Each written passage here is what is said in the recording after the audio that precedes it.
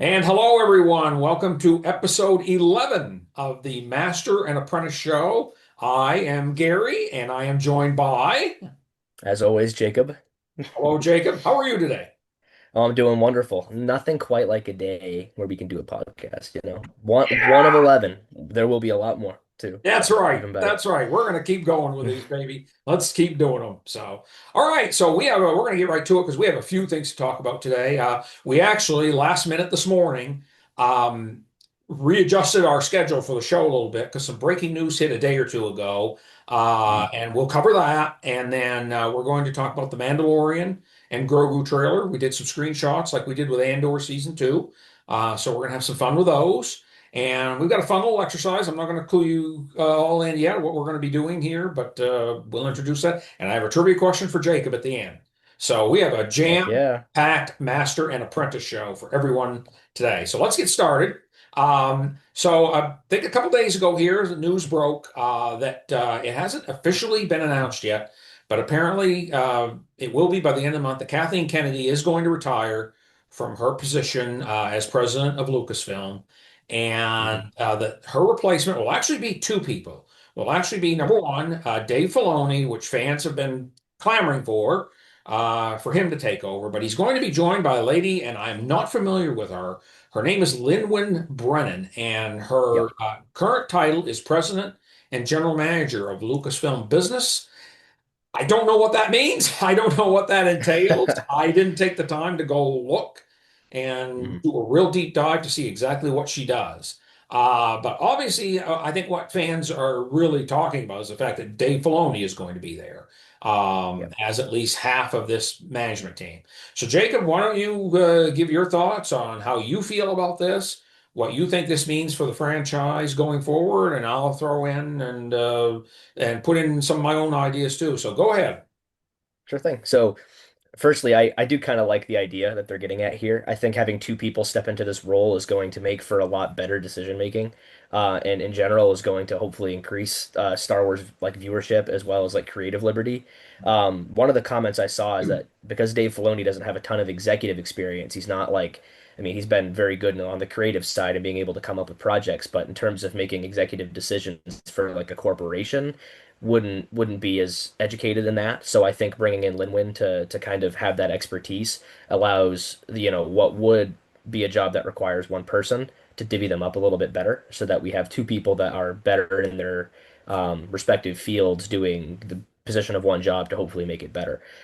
Like you said, I don't really know too much about Linwin Brennan, but just judging by what I've read just now and what I have pulled up right now, her being the general manager of Lucasfilm in terms of a business perspective, I think will hopefully make good decisions executively. And then we all know Dave Filoni for being, pretty solid creatively.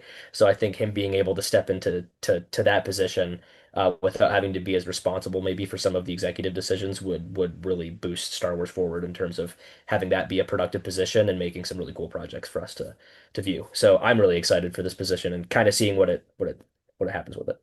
So Yeah, how about you? yes, I completely agree with your take on this. And I didn't even actually think about the comments you made regarding that he doesn't have a lot of executive. He's more of he's always been more of the creative guy behind all of these projects. Hmm. So I think, yeah, I think if it's done correctly, uh, they're going to have different roles, really. He's probably going to be overlooking the creative stuff still, whereas Hmm. she's going to be looking at, the more corporate, keep the stockholders happy sort of thing, Exactly. right? And hopefully those two things don't clash. Sometimes they do.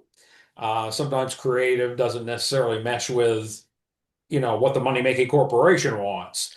And I think Yep. that's been some of the problems we've had with Star Wars. I've been overall happy with the stuff we've gotten. But I think there's been some clashes there too, maybe between Kathleen Kennedy. She's taken the brunt of the blame for some of the things that maybe didn't land with fans very well. Hmm. I think you got to give, and Disney takes some blame for it too. But she may be pushing for, some of the projects. that we'd all like to see. And they're saying, no, we can't do that because we don't think that's going to make enough money. I don't know if that's what's happening or not, but Hmm. it's a possibility. And, I've never mentioned this on the show. I think one of the problems with the sequel trilogy was I think they were kind of rushed into production. And I think they Hmm. were rushed Yeah. into production because so Disney bought Lucasfilm, I think it was in October of 2012, for $4 billion, which today doesn't seem like a lot of money when you look at some of the transactions, business transactions that are going on out there today. But Yeah. that was a crap ton of money in 2012. And what's the first thing these, corporate CEOs and the stockholders do when, okay, we're going to buy this company, and fold them into our company? They say, okay, that's great. When are we getting our money back? Plus, Hmm. our return on our investment. We need our return on Yeah. our investment tomorrow, and I think if that aspect of the business world maybe weren't such a big thing today, I think maybe they could have taken a little time with those movies, maybe planned them out a little bit better. I was okay with them. I like them. I find them Hmm. entertaining. They could have been just that little bit much better, I think, if they could have had the time. And Hmm. I don't think they were given the time. I think Disney put the pressure on and said, you got to start making movies right now because we got to get that money back. Yeah, no, I kind of agree with you. Like you said, I do also like the majority of what was produced in those movies. And honestly, a lot of the works as a result of that production have like, a lot of the series have moved towards maybe trying to explain some of the things that they didn't have as much time to explain in the sequels. So maybe at initial glance, they didn't look like they were, they had some plot holes, things like that that maybe didn't get filled, but progressively as we move through these projects, we're able to see some of those holes get filled. So I think some fans are beginning to, enjoy them again instead of maybe just the initial I didn't like them, right? So hopefully with two people taking the brunt of this position, there won't be as much single person blame and there'll be a lot less of that going around, I think. And being able to have two people thinking about, two totally different things as like co-CEOs essentially of this will hopefully, you know, bring the tensions down a little bit and Right. we'll see better things coming out of it. So, yeah. Yeah. Probably the last thing I want to say on this, because we don't want to spend a lot of time on this. We got some other topics, as I mentioned, we want to talk about. But Mhm. I'm hoping maybe with Dave Filoni there, obviously he has, some Star Wars chops, so to speak.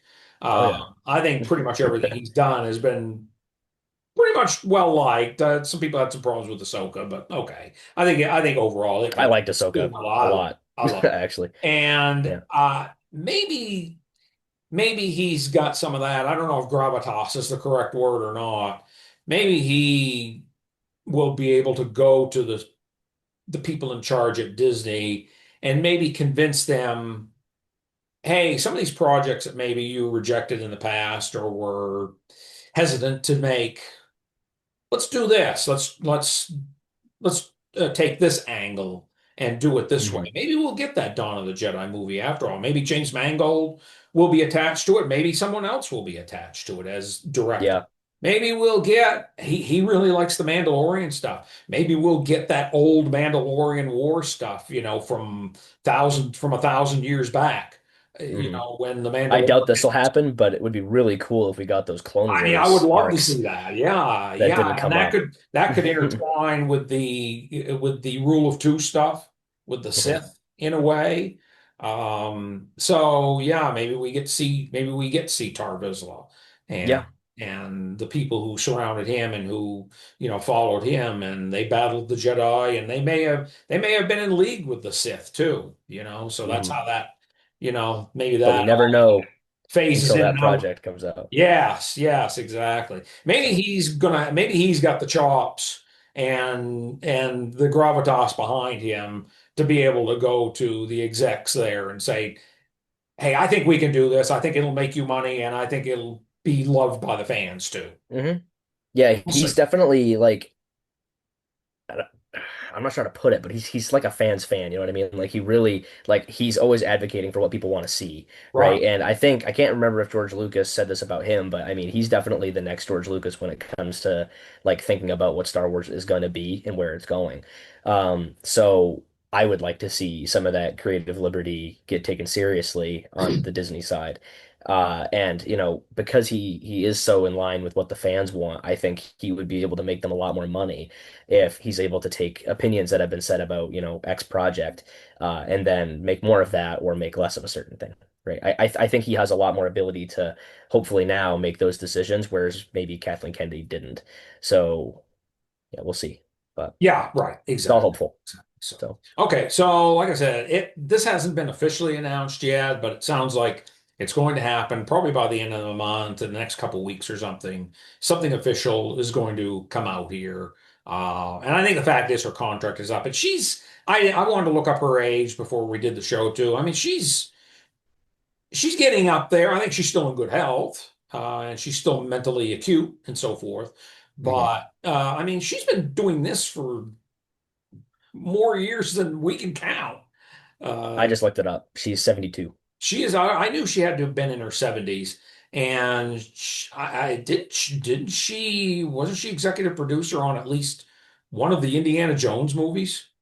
Maybe it was Actually, even I the think first I think one. you're right. I can't remember if That if came out in which 81. one, but I feel like I've heard that somewhere. I think she was But at yeah. least executive producer on the first one, and that came out in 1981. Hmm. So, yeah, she's been doing this forever. She's got enough, good entertaining movies behind her. She's got nothing to be ashamed of. And as I've said in the past, yeah, she's made missteps, but she's not, Uh-huh. she's not the focal point of the things that went wrong, as far as Sure. I'm concerned. Yeah, she's just a really Not easy 100%. scapegoat. Yeah, she's a really easy scapegoat for a lot of people to point at because it's a single person, as And she's a opposed to woman. pointing to the entire I'm sorry, I'm corporation. going to say it. Yeah, And yeah, probably too. if she were a man, if that were a man, he wouldn't be getting the hate that As she. much flag, probably. I'm sorry. Yeah. Yeah. I did see that somewhere that she potentially worked on all five of the theatrical releases for Indiana Jones. I don't She know. probably did.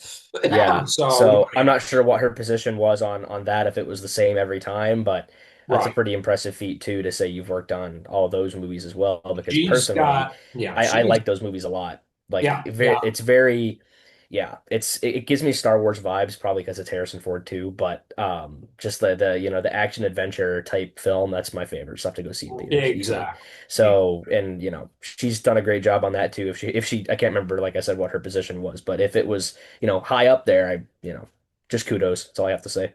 It's Yeah, all good. yeah, she's got a ton of great credits behind her. So, Hmm. anyway, so all right, so we'll look forward to that. I'm sure that will be coming out, like I said, officially here by the end of the month. So, and we'll look forward to what happens when Filoni and Ms. Brennan finally do take over. And I'm sure we probably won't see, eh, the full effect of it for maybe a few years, even. But Hmm.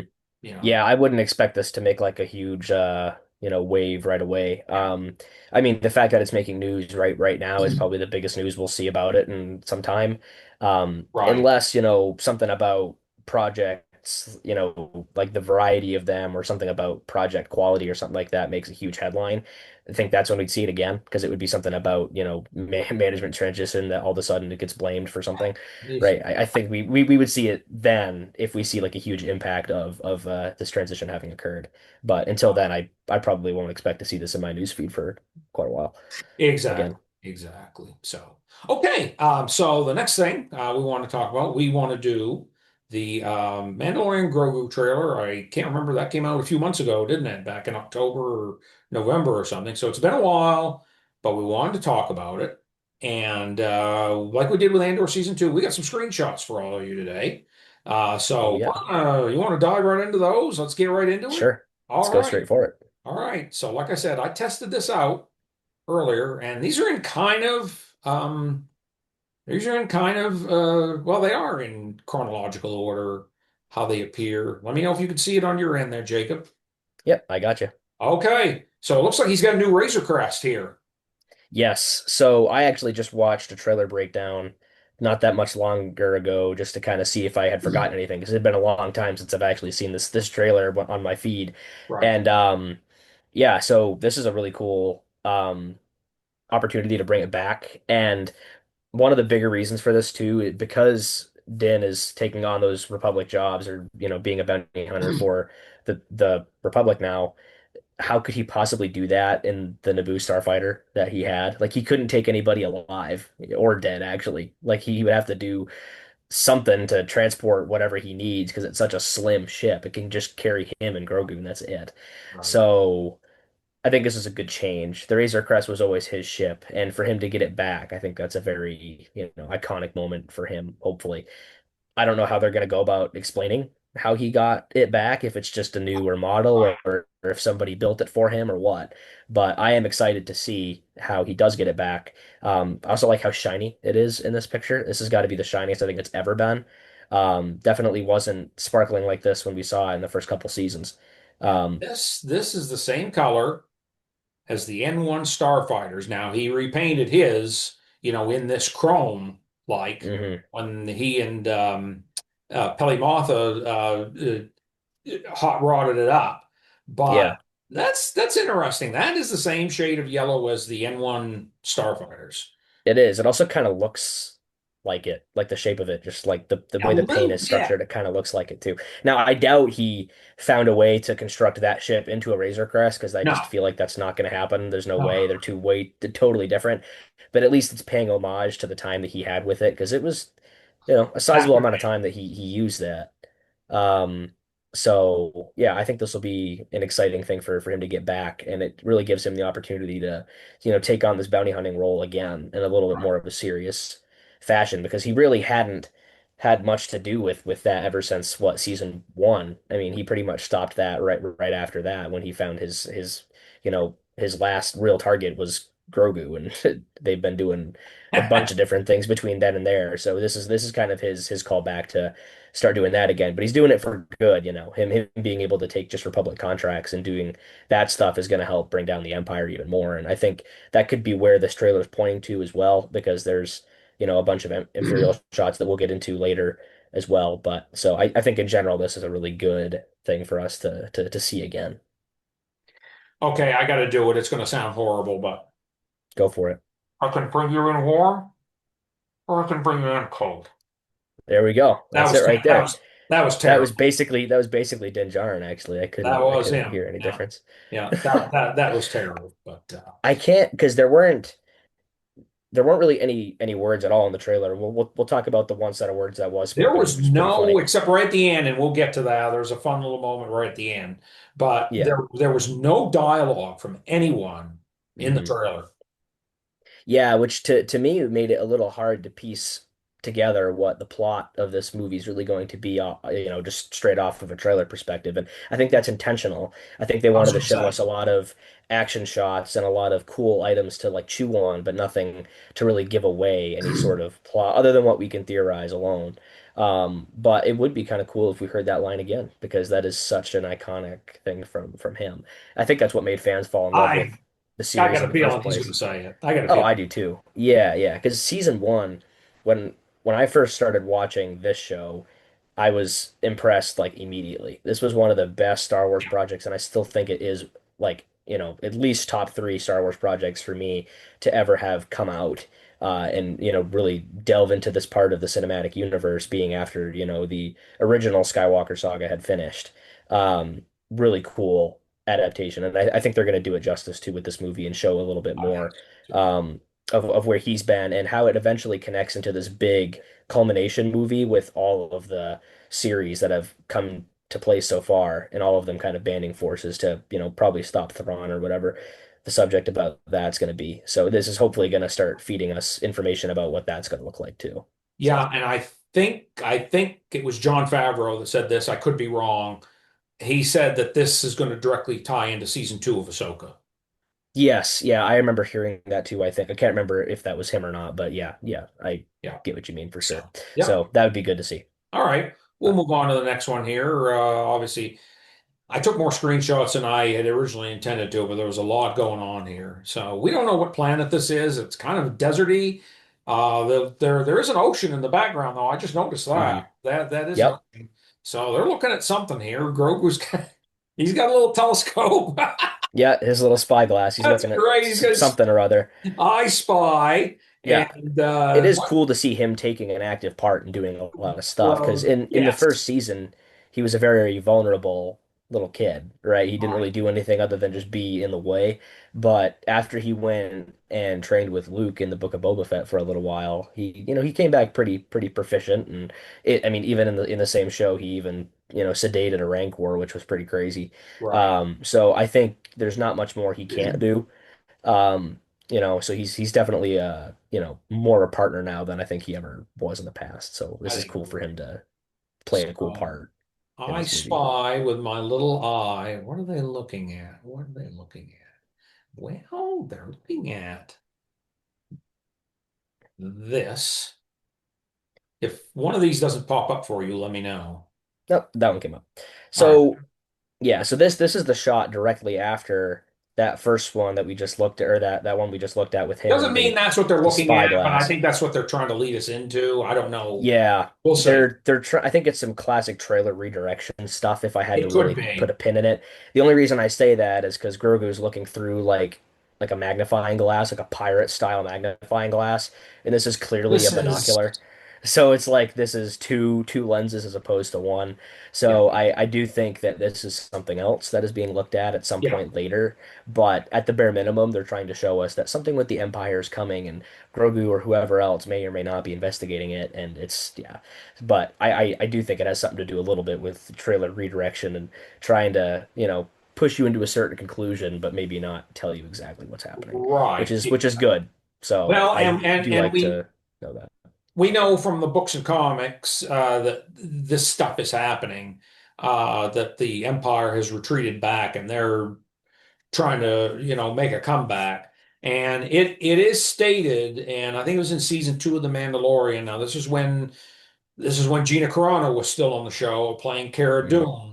It was Carson Teva, the pilot, who says to her, and these aren't his exact words, there's something going on out here. I haven't got the pieces put all together yet, but something is happening. And I think this is maybe some of what we're seeing in these projects, maybe with this movie, maybe with Ahsoka, maybe with there is going to be a season 4 of The Mandalorian, apparently. John Favreau is writing it right now. I Mhm. think we're going to see whatever role that Cara Dune was supposed to play in all this. I think we're Yep. going to see those stories in that. Probably the Starfighter movie takes place after the sequel trilogy, though, so not that. But Mhm. I think we're going to see whatever he was referring to, whatever Carson Teva was referring to. We're going to see that in these other projects. I think this is part Mhm. Yeah, I did see something actually about Cara Dune's actress. I can't remember her name. Can you remind me if you know, top of your head? Gina Carano. Yeah, Gina Carano. So I did hear something about her maybe coming back. Like they've since apologized to her regarding what happened at And she Disney, may. like regarding moving her. And I think they said that the possibility for her starring in future projects is on the table. That's whether or not she chooses to accept it at this rate. But because originally that Rangers of the New Republic show was supposed to happen, and then got canceled because of issues like that had She come was going up. to be the But star if of she that. comes Yeah. back, exactly. But if she chooses to come back and put the those issues behind her and honestly Disney as well putting it behind them, we could easily see a show like that come back and potentially dig into more of these details. Or if it doesn't come up as its own show, maybe it'll be, a part of something else and I wouldn't come mind her back and coming back. I wouldn't mind her coming back, but she's got to stay off the social media and she's got to stop bullying people on social media. I mean, she was on yeah. bullying people because they were wearing masks during COVID and all that. I don't Hmm. care what her politics are. I mean, she can have a Nazi tattoo on her rear butt cheek for all I care. But stay off the social media, keep it to yourself, and uh, do your job as the actress. If she can do Hmm. that, then fine, bring her back. I'm not that Yeah. impressed with her. Quite frankly, I'm not that impressed with her as an actress. But if the character is fascinating, she's from Alderaan. That was part of the Hmm. conversation that Carson Yep. had with her too. The tear tattoo she had represented, the loss of her home planet. And he said, Hmm. "Did you lose anybody?" And she said, "I lost everybody." Yep. I mean, that's a fascinating thing to Oh, explore. for sure. Yep. It could If she can absolutely be tied into if she can something. behave herself, I'm fine with her coming back and playing the character again. If she Yeah, can't, me as well. then let's do it some other way. Yeah, for sure. And it might just be that, an extension into the Rangers thing ends up not following her Uh, character and instead follows whoever else, Maybe Carson. it needs to, yeah, it'd probably be Carson Yeah, at that yeah, point. So exactly.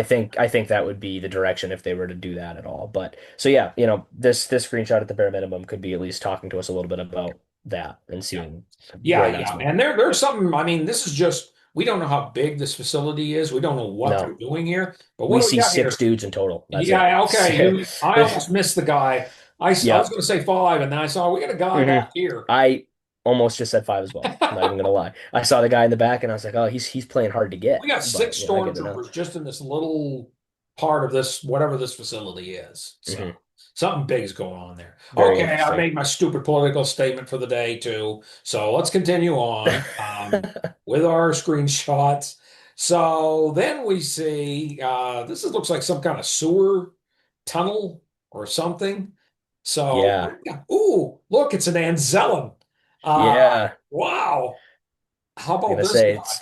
straight call back to so it was episode 9, as well as I think the third season of Mandalorian Third featured them season as of well. Mandalorian they were in. Yeah, So yeah, because he was, I don't know if it's the same one, but the Anzellans helped to put Grogu in the assassin droid essentially right. to kind of make that like his tank or his weapon, whatever, which was pretty cool. So to bring them back is going to be a really cool feature for this film, I think. So Babu Frick messed up C-3PO yep. until R2-D2 loaded his backup back into him at the end of the movie. Uh, hmm Yep. so he's looking for something here. Is he by himself though? Is this Anzellan by himself? Um, well, no, this little guy's following him, it turns out. So Yep. Grogu and the Anzellans are going to have a little adventure here, I think. Yep. It seems like they're getting along better uh, Yeah. Yeah. No kidding. from their initial meeting, hmm and this is going to be a fun little. They're gonna. Well, we got another screenshot. We want to go right to the next one here. Let's go Go right. for it. Yeah. I think it's the next one. Oh no, it's not. It's a few down the road here. That, but yeah, yeah, but we'll talk about the Anzellans a little bit more later. But coming up next is this lady, Oh yeah. Sigourney Weaver as Colonel Ward. I don't know if we have a first name on her. I can't remember if that was released because uh yeah, I don't think so. Yeah, I I don't didn't look it remember it up. if so. I didn't look it up. So this woman has finally made her way into Star Wars. This Sigourney Weaver is a sci-fi fantasy legend. She has starred in the Alien franchise, Ghostbusters, Avatar, Galaxy Quest. I don't know if you've ever seen that. That's a fun I've little. never seen Galaxy Quest. No, no. It's a send up of like Star Trek and all of the sci-fi movie. It's a comedy. It's got Tim Allen in it. It's got I can't Oh, remember some okay. of the Yeah, other yeah. people that are in it. She's in that, and she's finally made her way to Star Wars. So good for her. I'm excited to see Seems her. fitting. Seems fitting. Yes, yes. So we don't That'll know be much fun. about the character other than she plays a Nope. New Republic colonel. Um, she's obviously going to play at that rank. She's got some kind of decision-making authority, and we'll see what happens with her. Uh, I am kind of wondering if she's going to be the one that puts Din on this Imperial thing. Like if she's the one that's heard rumors about something going on in the galaxy that he needs to go check out. Because like I said, he's now taken jobs for the New Republic. So if he was to take anything from anybody, she'd probably be one of the more likely to have. And like, this next screenshot, him sitting down with her, could very well right, be an introduction to kind of a higher stakes job potentially. right. The other thing too, and we haven't gotten quite to those screenshots yet, all of the stuff with the huts and the underworld looking type event. So I'm curious to see if she's going to be the Yeah, one that, delves out a job for either one of these, higher profile things that were shown in the trailer. Or if she's just there to talk about, state of affairs. She could very well just be well known in terms of what she's able to provide him. Maybe he's coming for a consultation of sort Right. just to see if he can't figure something out. Her being a colonel, I'm assuming she has her head screwed on tight. So there's probably, he's either looking for a job or probably looking for some sort of information that she can give. But so I'm curious to Yeah. see how she fits into all of this. If I'm right about either one of those, I don't know. Yeah, and like you said, and exactly, I think the point you're making there is, who instigated this meeting? Was it Hmm. her calling him, or was it him going to her and saying, "Hey, I've been tasked with this. I heard you know something about it. Do you have info that can help?" Yep. That sort of thing. Yeah, yeah. Hmm. For So sure. yeah, but this is them meeting. Obviously, this is her. This is the same scene from her perspective, looking at him. Um, Yep. and she's eating lunch, as you can see. It's obviously a restaurant. You see some other patrons back here and so forth. She's got her lunch here. And what happens here is that, well, you also see Grogu. He's sticking his hand out here, right? Yeah, he's starting to lunge for it right now. It's Yeah, kind of he's making the force. He's making the force lunge for it here, and uh-huh. she's having none of that. And check out that look that she gives him. Yeah, it's quite stern. She's not playing games with her food. I wouldn't either. This is So, grandma. This is grandma looking at her grandchild and saying, hmm. "No, just because I'm your grandmother doesn't mean that you're going to get away with that." Yep, exactly, exactly. But it's That's it's great. kind of yeah, I do like the look she's giving him, but It's um perfect. yeah, it looks like it's almost like a snack or something like that because she's got coffee or something like that, I presume, with it. Maybe it's just Yeah, like a breakfast of sorts or whatever. Not like that right. matters, but I'm just curious Yeah, at we don't this know what point what exactly it even she's is. eating, but Yeah. yeah, but she's like, "Oh no, buddy, you're not doing that to me today." Uh-huh. Maybe she gets hangry. She doesn't want nothing taken because she's gonna lose her temper. It already looks like That's she is. yeah, So, yeah, exactly, yeah. exactly. So, Yeah. you know It's what? kind of I'm sorry, but I'm gonna pause here and then I'll restart. I turned my thermostat up earlier to heat the room mhm. up. I forgot I left it up, and now it's getting warm in here. Okay. So let Yeah, me that sounds good. pause. And do you need to go do something yourself, or? No, I'll just be here. Okay, let me pause. It's just going to be a couple minutes and I'll be right back. Sure thing. Works for me. Okay, I've got it paused right now. So let me go take care of that and I'll be back. Sure thing. Yeah. No worries. I'll be taking a drink or something. All right.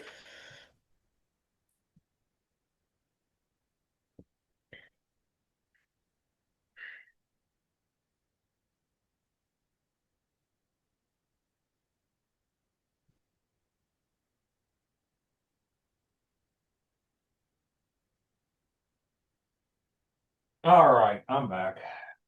All right. Perfecto. All I was gonna right. say I was being greeted by your Mandalorian picture in the back. I thought I was having a conversation with him. You got the full effect of it there, didn't you? Yeah, yeah. Too Okay. funny. All right. You ready to restart again? Sure thing. Okay. All right, sorry about that, everyone. I had to get my heat turned down here in the house. It was getting warmer than I thought it was going to.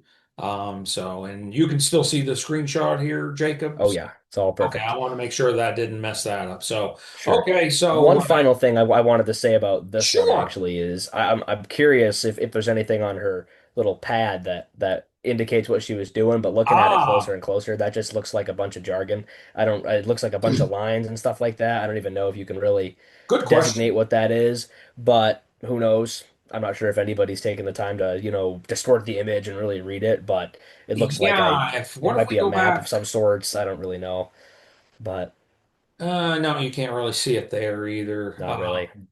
If I Yeah, had to bet, it's probably just a prop, and she probably the character probably understands whatever's on that pad, but I don't think it's meant for us to even get it. we're not meant to So say, yeah. it's not supposed to be or going to be anything regarding the plot that we're ever going to pick out of it.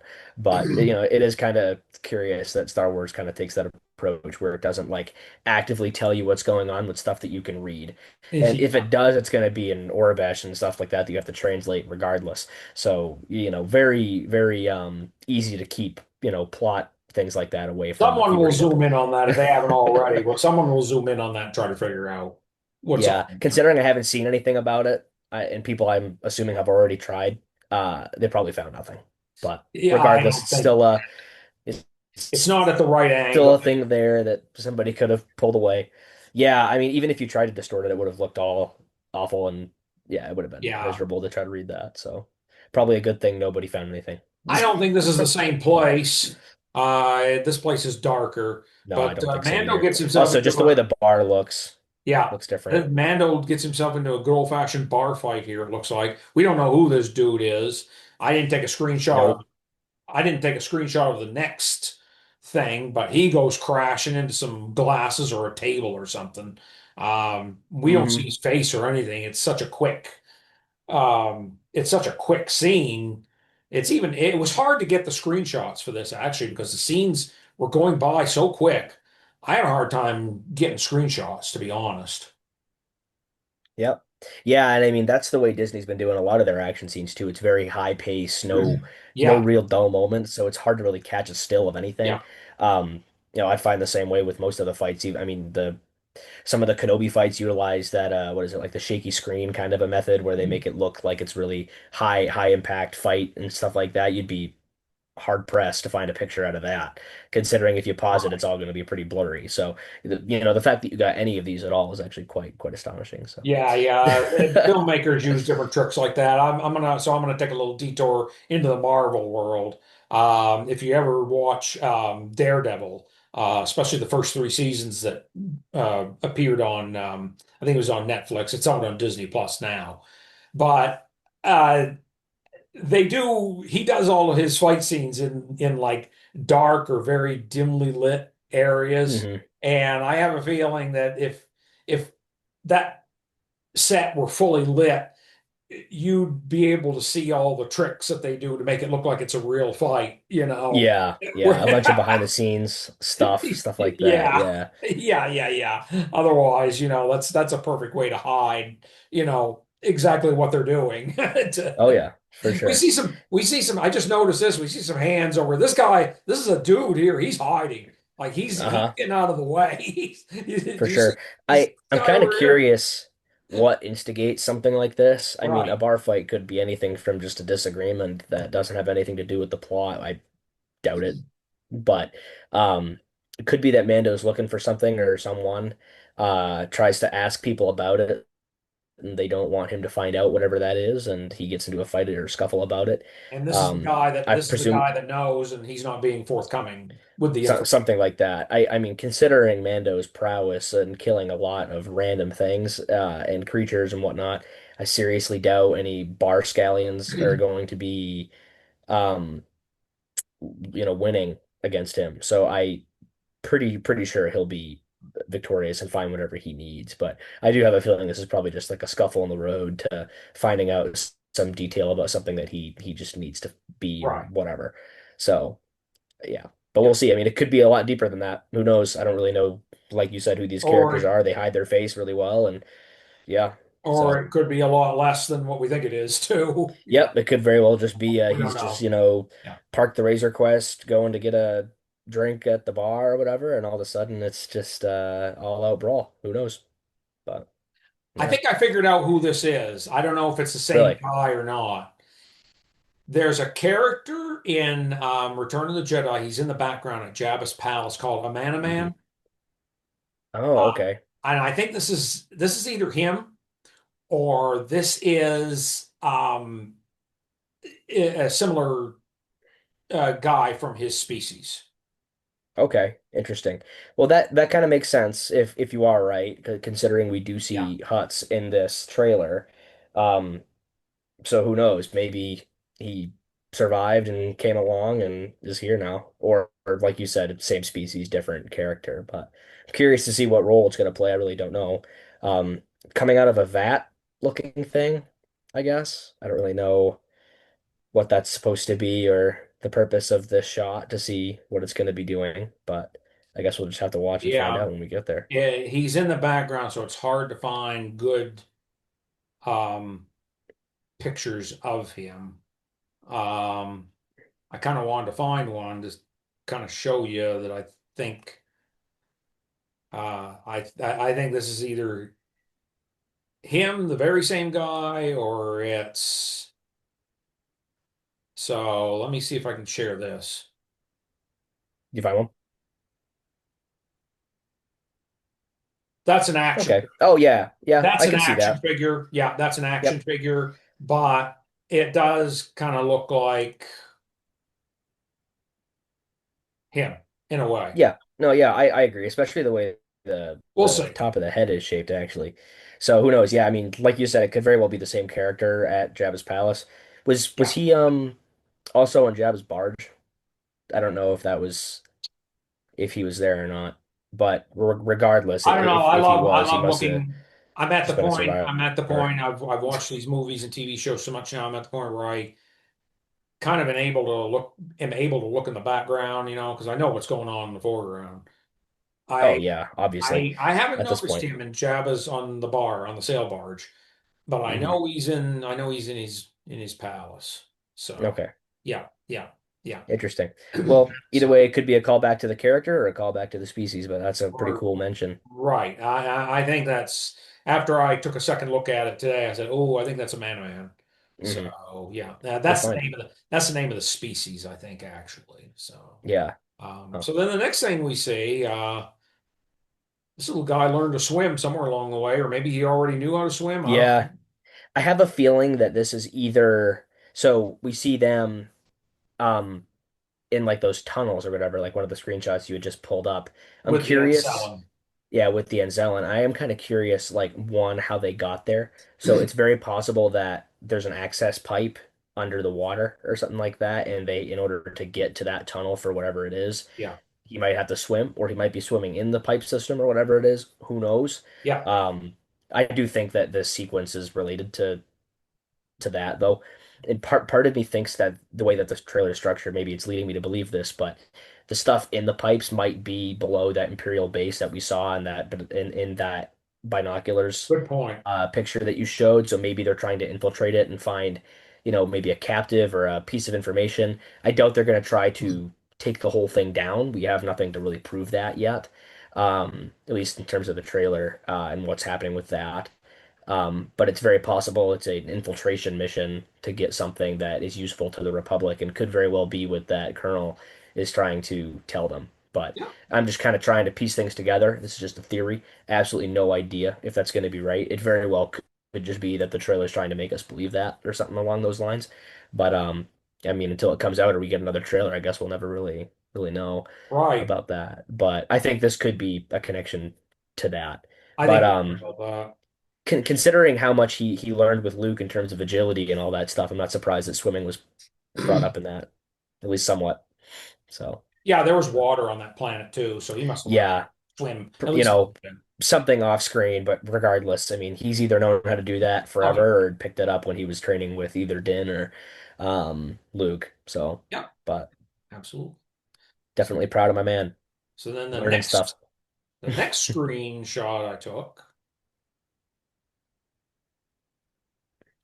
this friggin' guy. Oh yeah, so we got Zeb finally, and well, I mean, we've had Zeb in live action on a very quick Just a can. note. Just a cameo, yeah. And that was in season 3, if I recall Yeah, correctly. I think it was Yeah. right near the end. I So think it was right at the end too. yeah, which is good that we get to see him in a little bit more of a official manner. And it could very well be. I can't remember all the scenes that involved Zeb in this trailer. But if this fight is an extension of that bar fight that looked like Mando was doing, Oh, um, could maybe Zeb is there with him. Maybe both him and that Zeb could are be? doing a similar mission or trying to find out the same information about, whatever problem or whatever thing that they're trying to find more about. Yep. It could very well be that Zeb is there too and, kicking some butt. I do happen to notice though in this shot at least that he's fighting stormtroopers, so it could be a totally different scene altogether. But I would kind of like to see Mando and Zeb fighting together. They're different in their fighting styles, considering that Zeb carries a lot more of he's like more of a brute. He has a lot more strength and being able to lift. He reminds me kind of like a Wookiee in the sense that he's able to fight a lot and carry a lot of strength Well, behind that. that his look is very similar to the early concept drawings of Chewbacca. Mm. That So kind of an inspired right, thing. exactly. And I want to look up. Do you remember what Zeb's weapon is called? Oh, bow rifle, a bow yeah. rifle, Whereas Chewbacca's is the bowcaster, right? So bowcaster. it's Yeah, not much different you don't either. So see it well, they but he's got it. carry. Yeah, yeah, Yeah, so they carry a similar type of weapon as well as a similar kind of yeah. strength. Although the species look very different in terms of their end design and whatnot, they are heavily related. So it's cool Yeah, to see that that. is. But there was one scene in that bar fight with Mando, and I can't remember if you screenshotted this one or not. But so in the scene that you screenshotted, Mando is kicking somebody, and then the next scene directly after that is the bar breaking, or like the bar getting trashed or whatever. But the way where he's kicking him is in the opposite direction of the bar, and the bar's already trashed.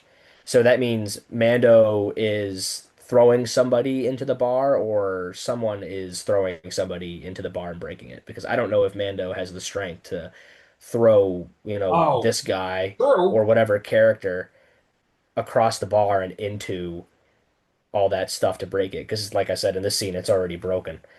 That's So I'm true. not Yeah.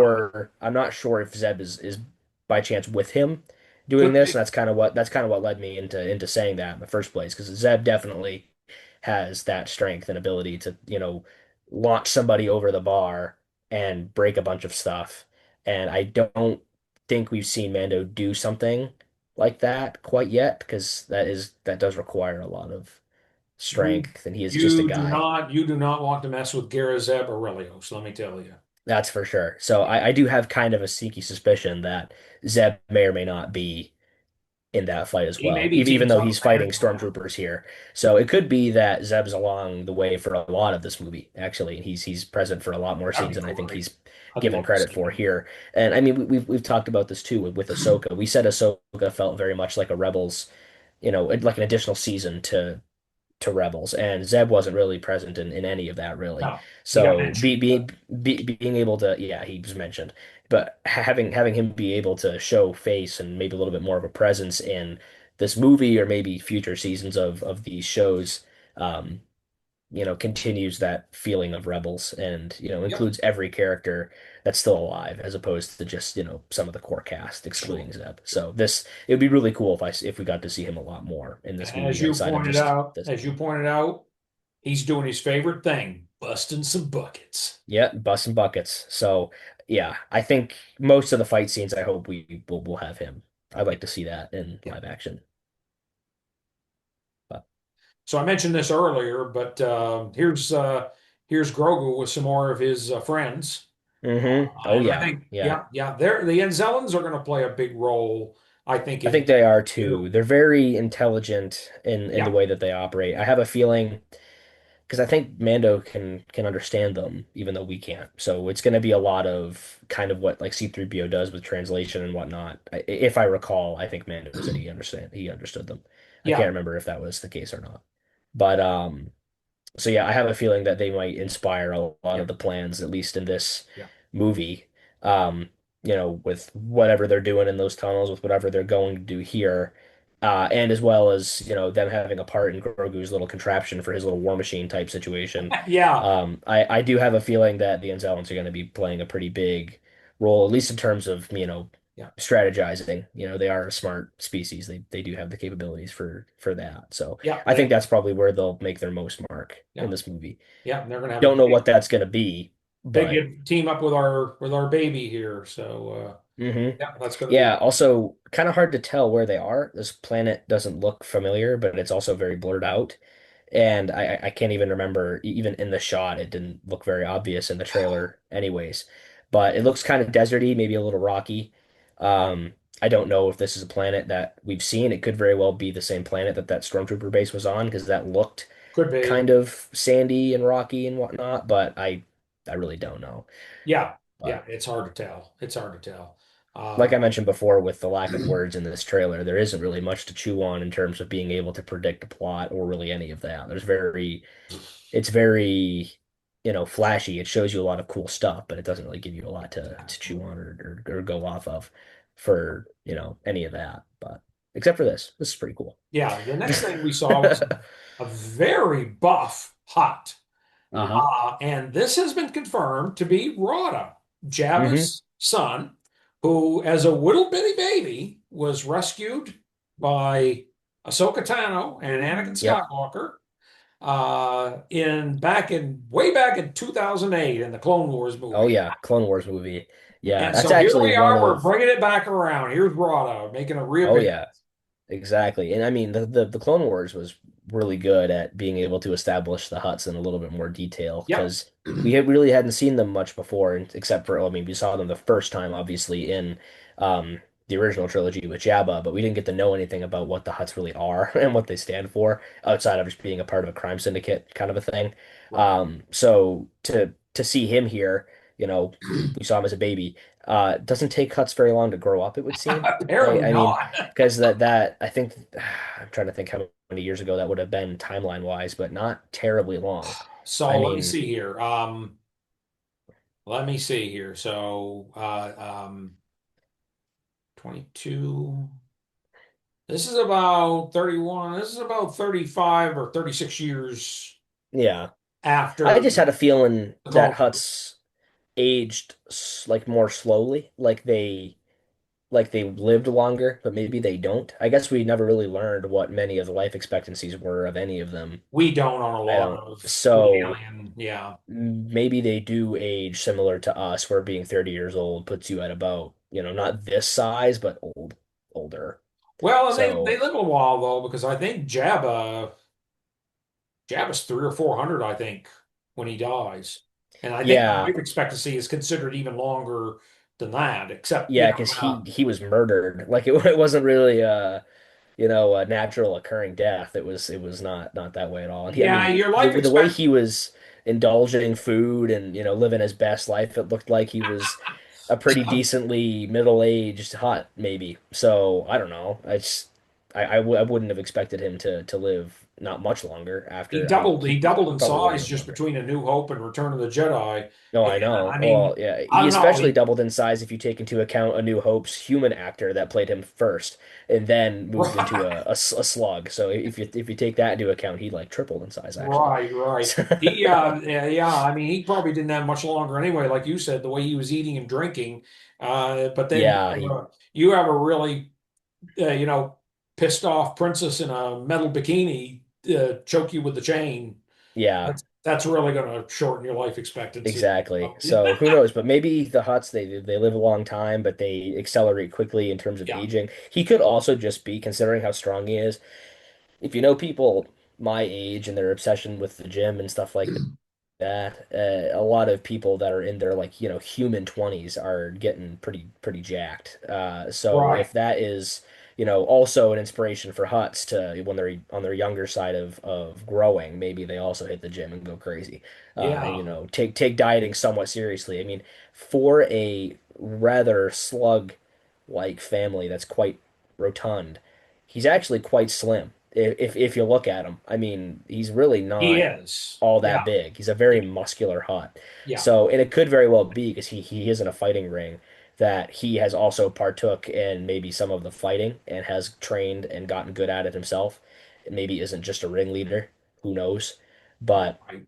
I have a feeling that might not be true considering how slow the Huts really are in terms of their movement speed and whatnot. But who knows? Maybe he's just a hard person to take down. He literally went to Planet Fitness. Yeah, no kidding. It would seem like it. So, but yeah, I am curious to see how he fits in with all this stuff too. But I don't know if yeah, this and is then the same moving fight straight to arena, this. but it's a fight arena. Uh-huh. And When we were talking here's Mando separately, down here.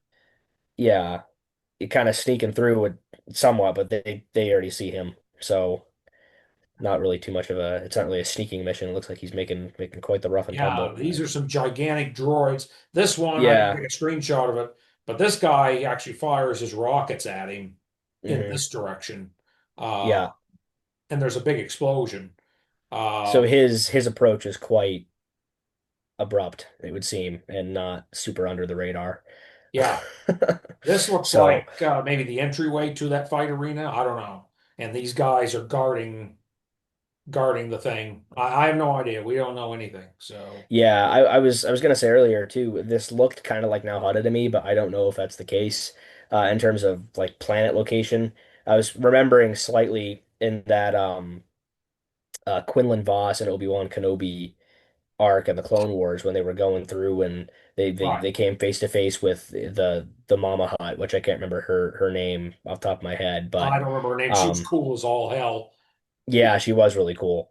Very interesting. And yeah, because that was the arc where they were hunting down Zero, actually. I do remember that now. And a lot of the areas in Nalhutta carried doors that looked like this and, Yeah. things that looked kind of like this in general. Um, so I don't know if that's going to be the planet that this takes place on primarily, or if it's another hot planet. There are Yeah. I think there's at least one other that I'm aware of that I can't remember the name of that they have explored in the past. So maybe it'll be there, but I'm curious to find out how this comes into play, or if this stuff has anything to do with the Empire at all. Because I know one of the biggest things that the New Republic is facing, outside of maybe ignoring some of the happenings with the Imperial rise up again, is the fact that the crime syndicates and families are getting a lot worse because they're being hunted, but they're not being regulated as much as like the Empire, because the Empire was essentially using that to make a lot of their own personal wealth. It was a symbiotic relationship Yeah. between them and a lot of these crime orders, right? So now, obviously, the New Republic is looking to kind of dismantle a lot of these things. So it's very possible that Mando's getting involved as one of his bounty contracts as a result of trying to, take out Yeah. something to do with whatever illegal crime ring or fighting ring this is. And that's how he gets involved with it. The only This could be the very beginning of the movie. It could very well be. I think it would be actually in terms of this movie will definitely, I think, climax around where all of the Imperial stuff comes into.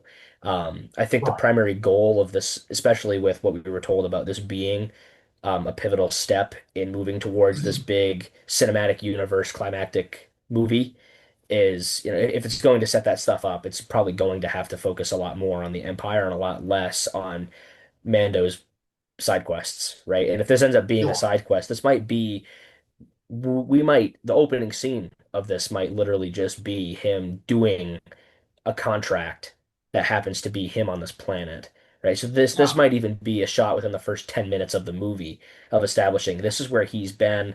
This is a fight that he's taking care of right now, a mission that he was told, and then once he's done with all this stuff, he'll move into maybe getting a contract from the Imperials and going and tackling that base with maybe Grogu, maybe the Anzellans, whatever.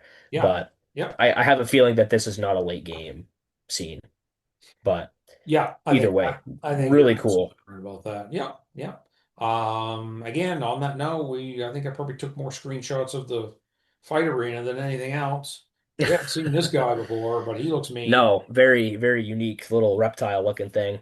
I do like to see characters like that. Um, I don't know if Mando gets caught or something and is forced to fight this creature or what, because I think you have another screenshot in the future where he's just sitting in the stands, which is very intriguing to see how all of this stuff's gonna come up here to see where like how he even gets involved with fighting in the ring, because I originally Yeah.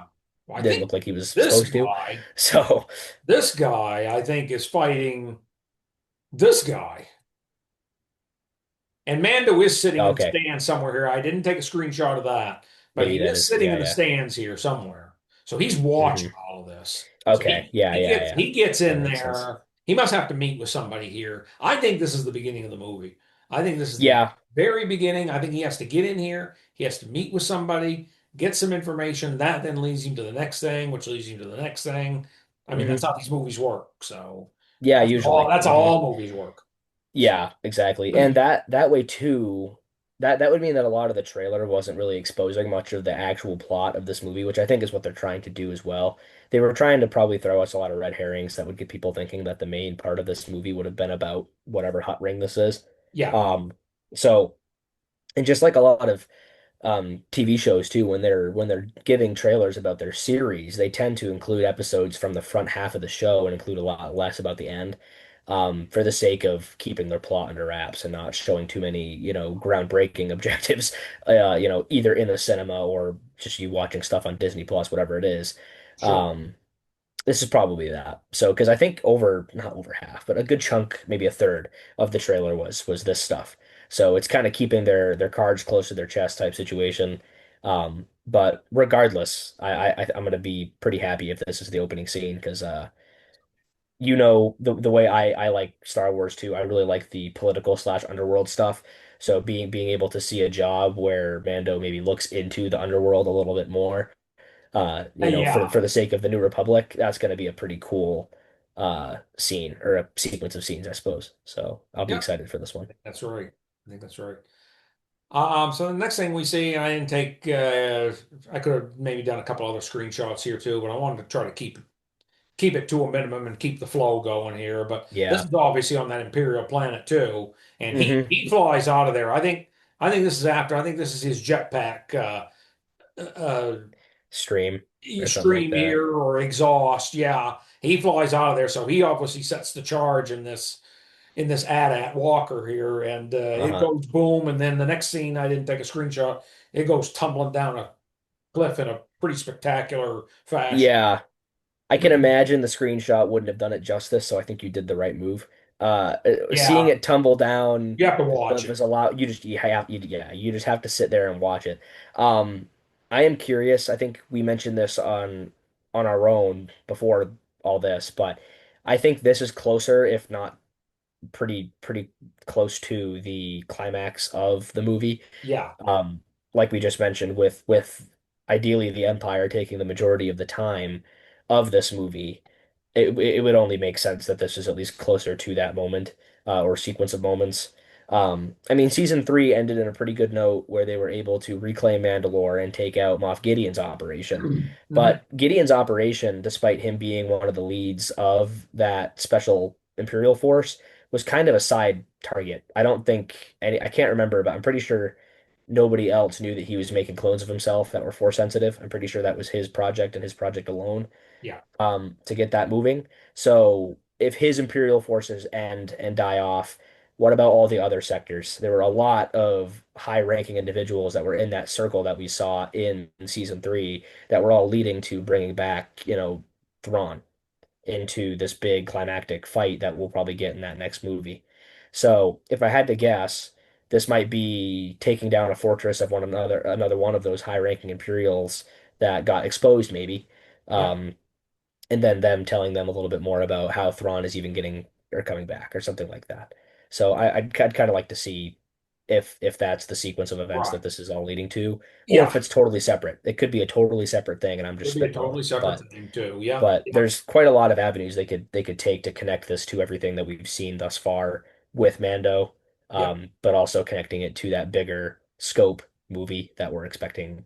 Have they even said when we're supposed to be expecting that This bigger climax? Mandalorian Grogu or that next movie? That next movie. I'm pretty sure that hasn't even No, been really they haven't said detailed at anything on all. that. I think it's going to go Mando and Grogu, probably season, as far as live action goes. Mando and Yep. Grogu, probably season two of Ahsoka, Starfighter, which takes place after the Rise of Skywalker, so Hmm. probably isn't connected to this in any way. Probably not. Uh, Jon Favreau is apparently writing season four of The Mandalorian.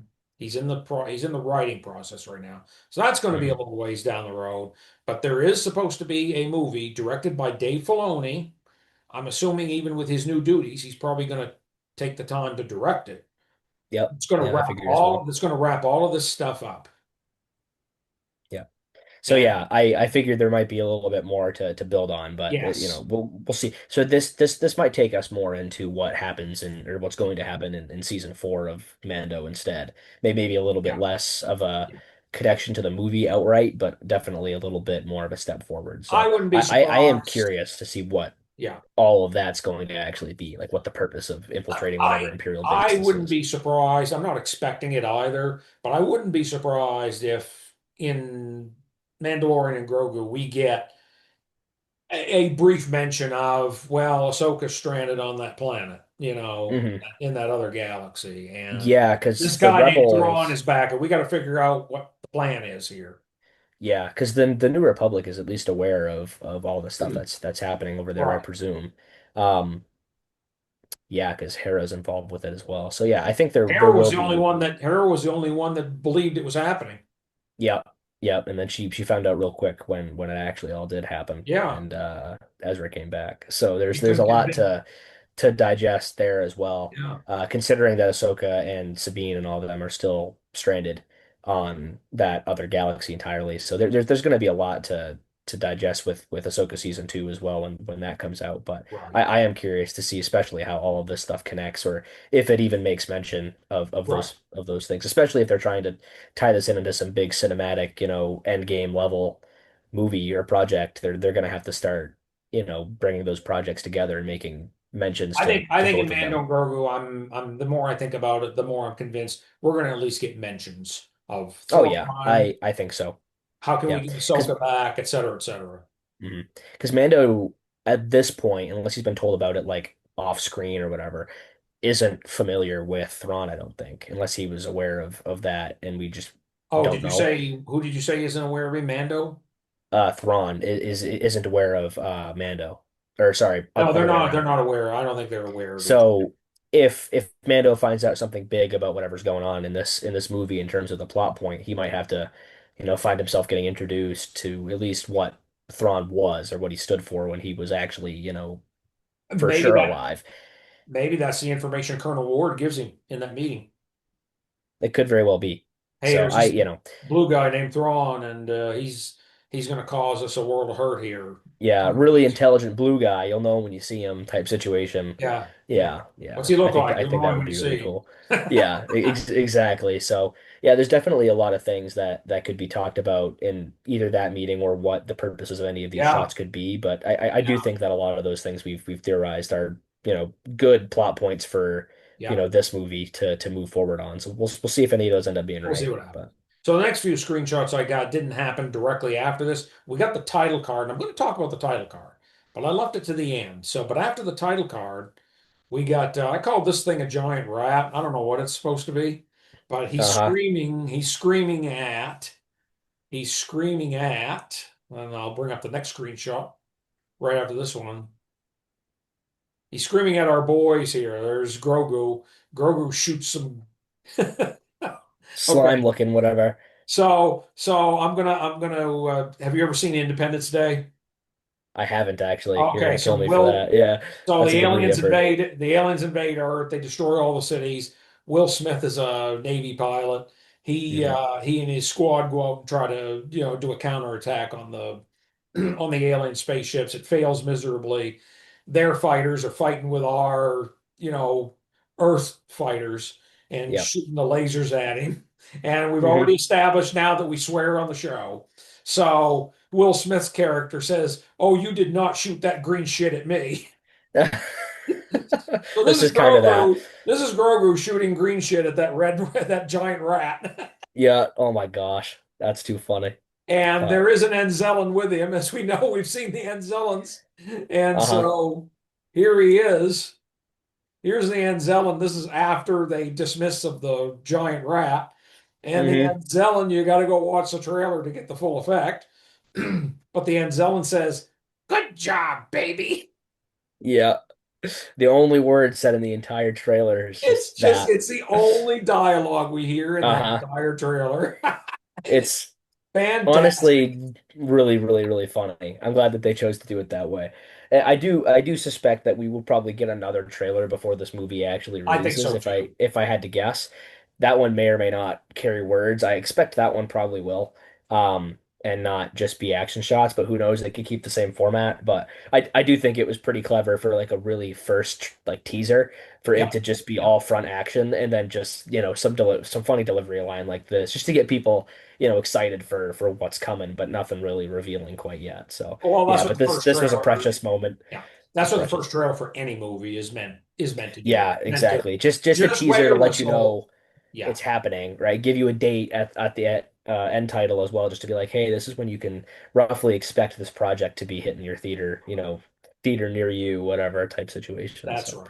So it's as all I've pretty said cool. before, we've never talked about title cards before, but before all of that, Grogu and Zelen versus the giant rat, we get the title card here.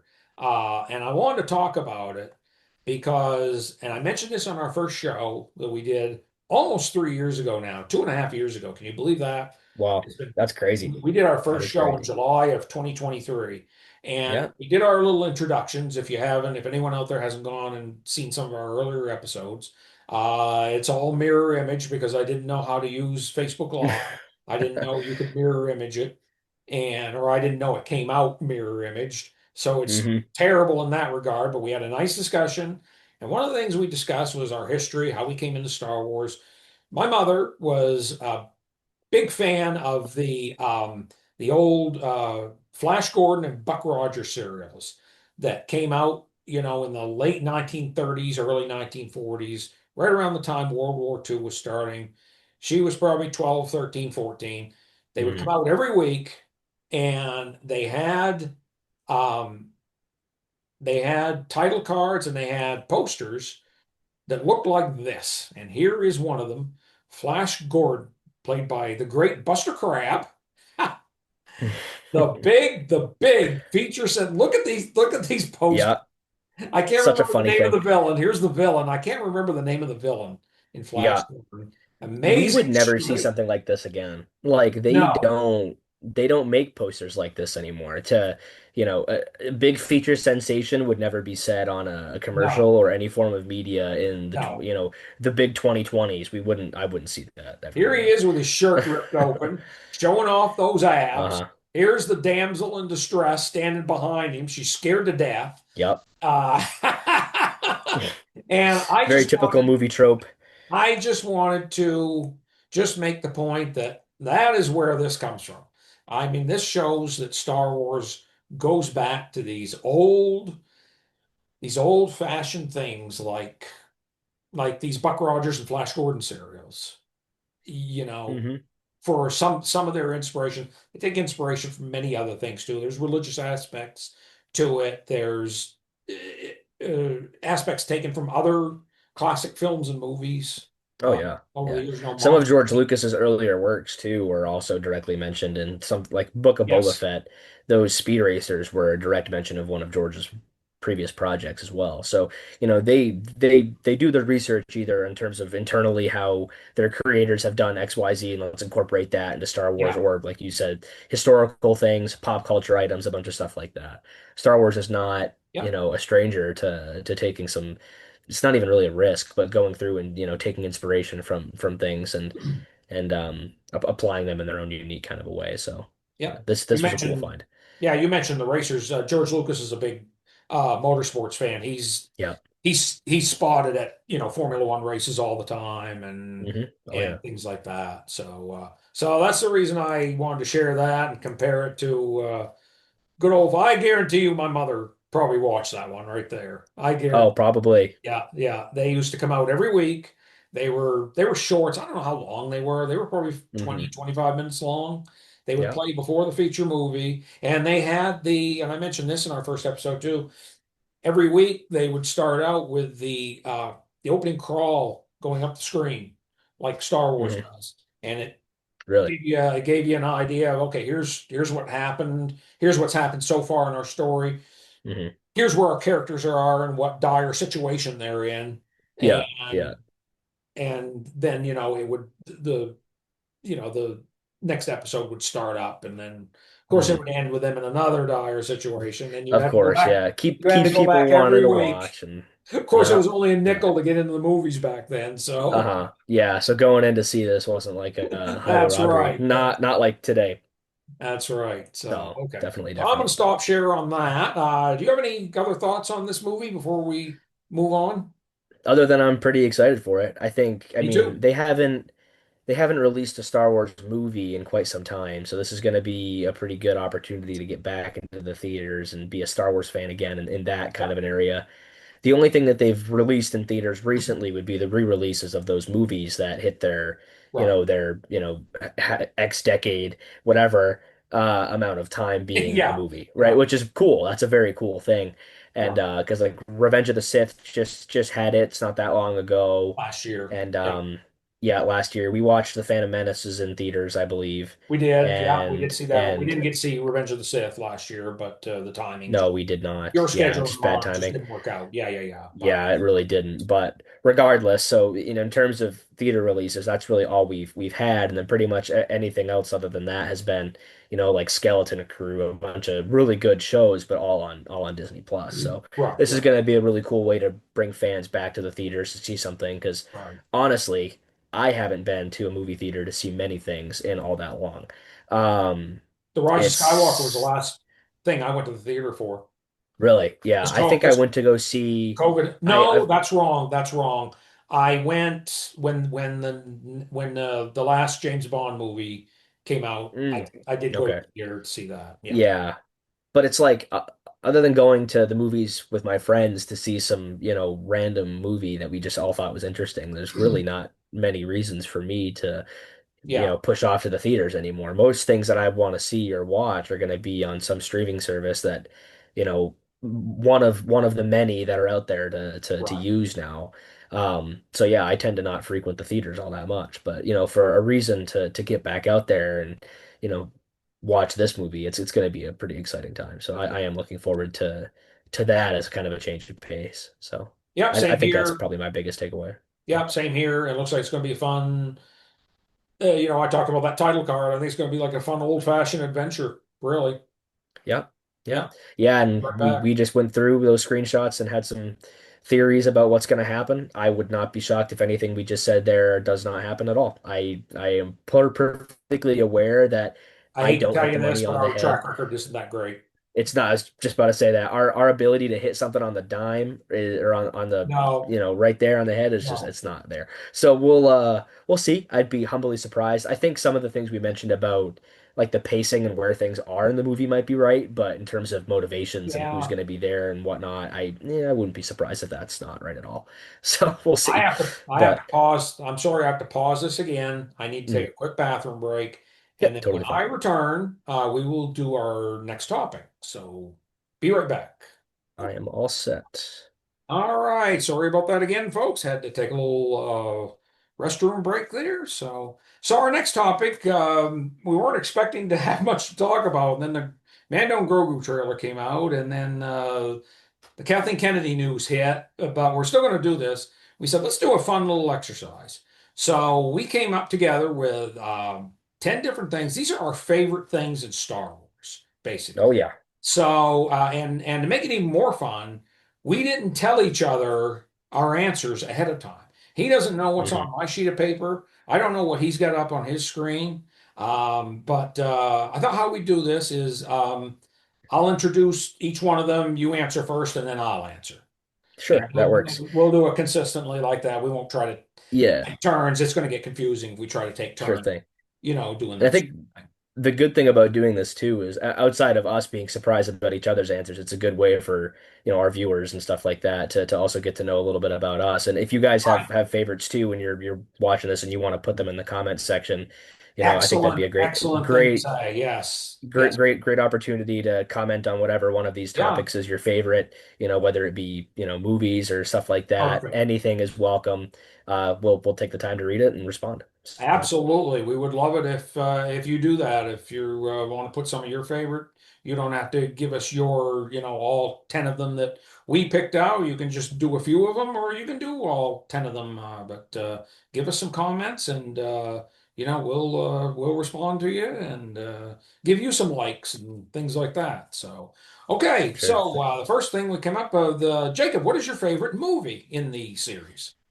So I think this one primarily stems to about the time I was raised and whatnot. But I'm a prequel kid, right? So I think naturally my favorite movie has to come from the prequel era. And out Right. of all the ones I was gonna pick, it's gonna be Revenge of the Sith. You could probably put a dime on me for that. I think you probably could have predicted that one. That is by far my favorite movie out of pretty much anything Star Yep. Wars has ever been produced. For me, I love the character of Anakin Skywalker, his fall, all that and being able to have that movie be a huge culmination of everything that happens in the Clone Wars, everything that happens in the first two movies that are produced there. It's really quite poetic. I love how it happens. I also love all of the political intrigue of that movie as well. There is so much of it with all of the powers that the Chancellor is taking for himself in terms of this, what's happening in wartime and essentially making himself supreme ruler and a bunch of things like that.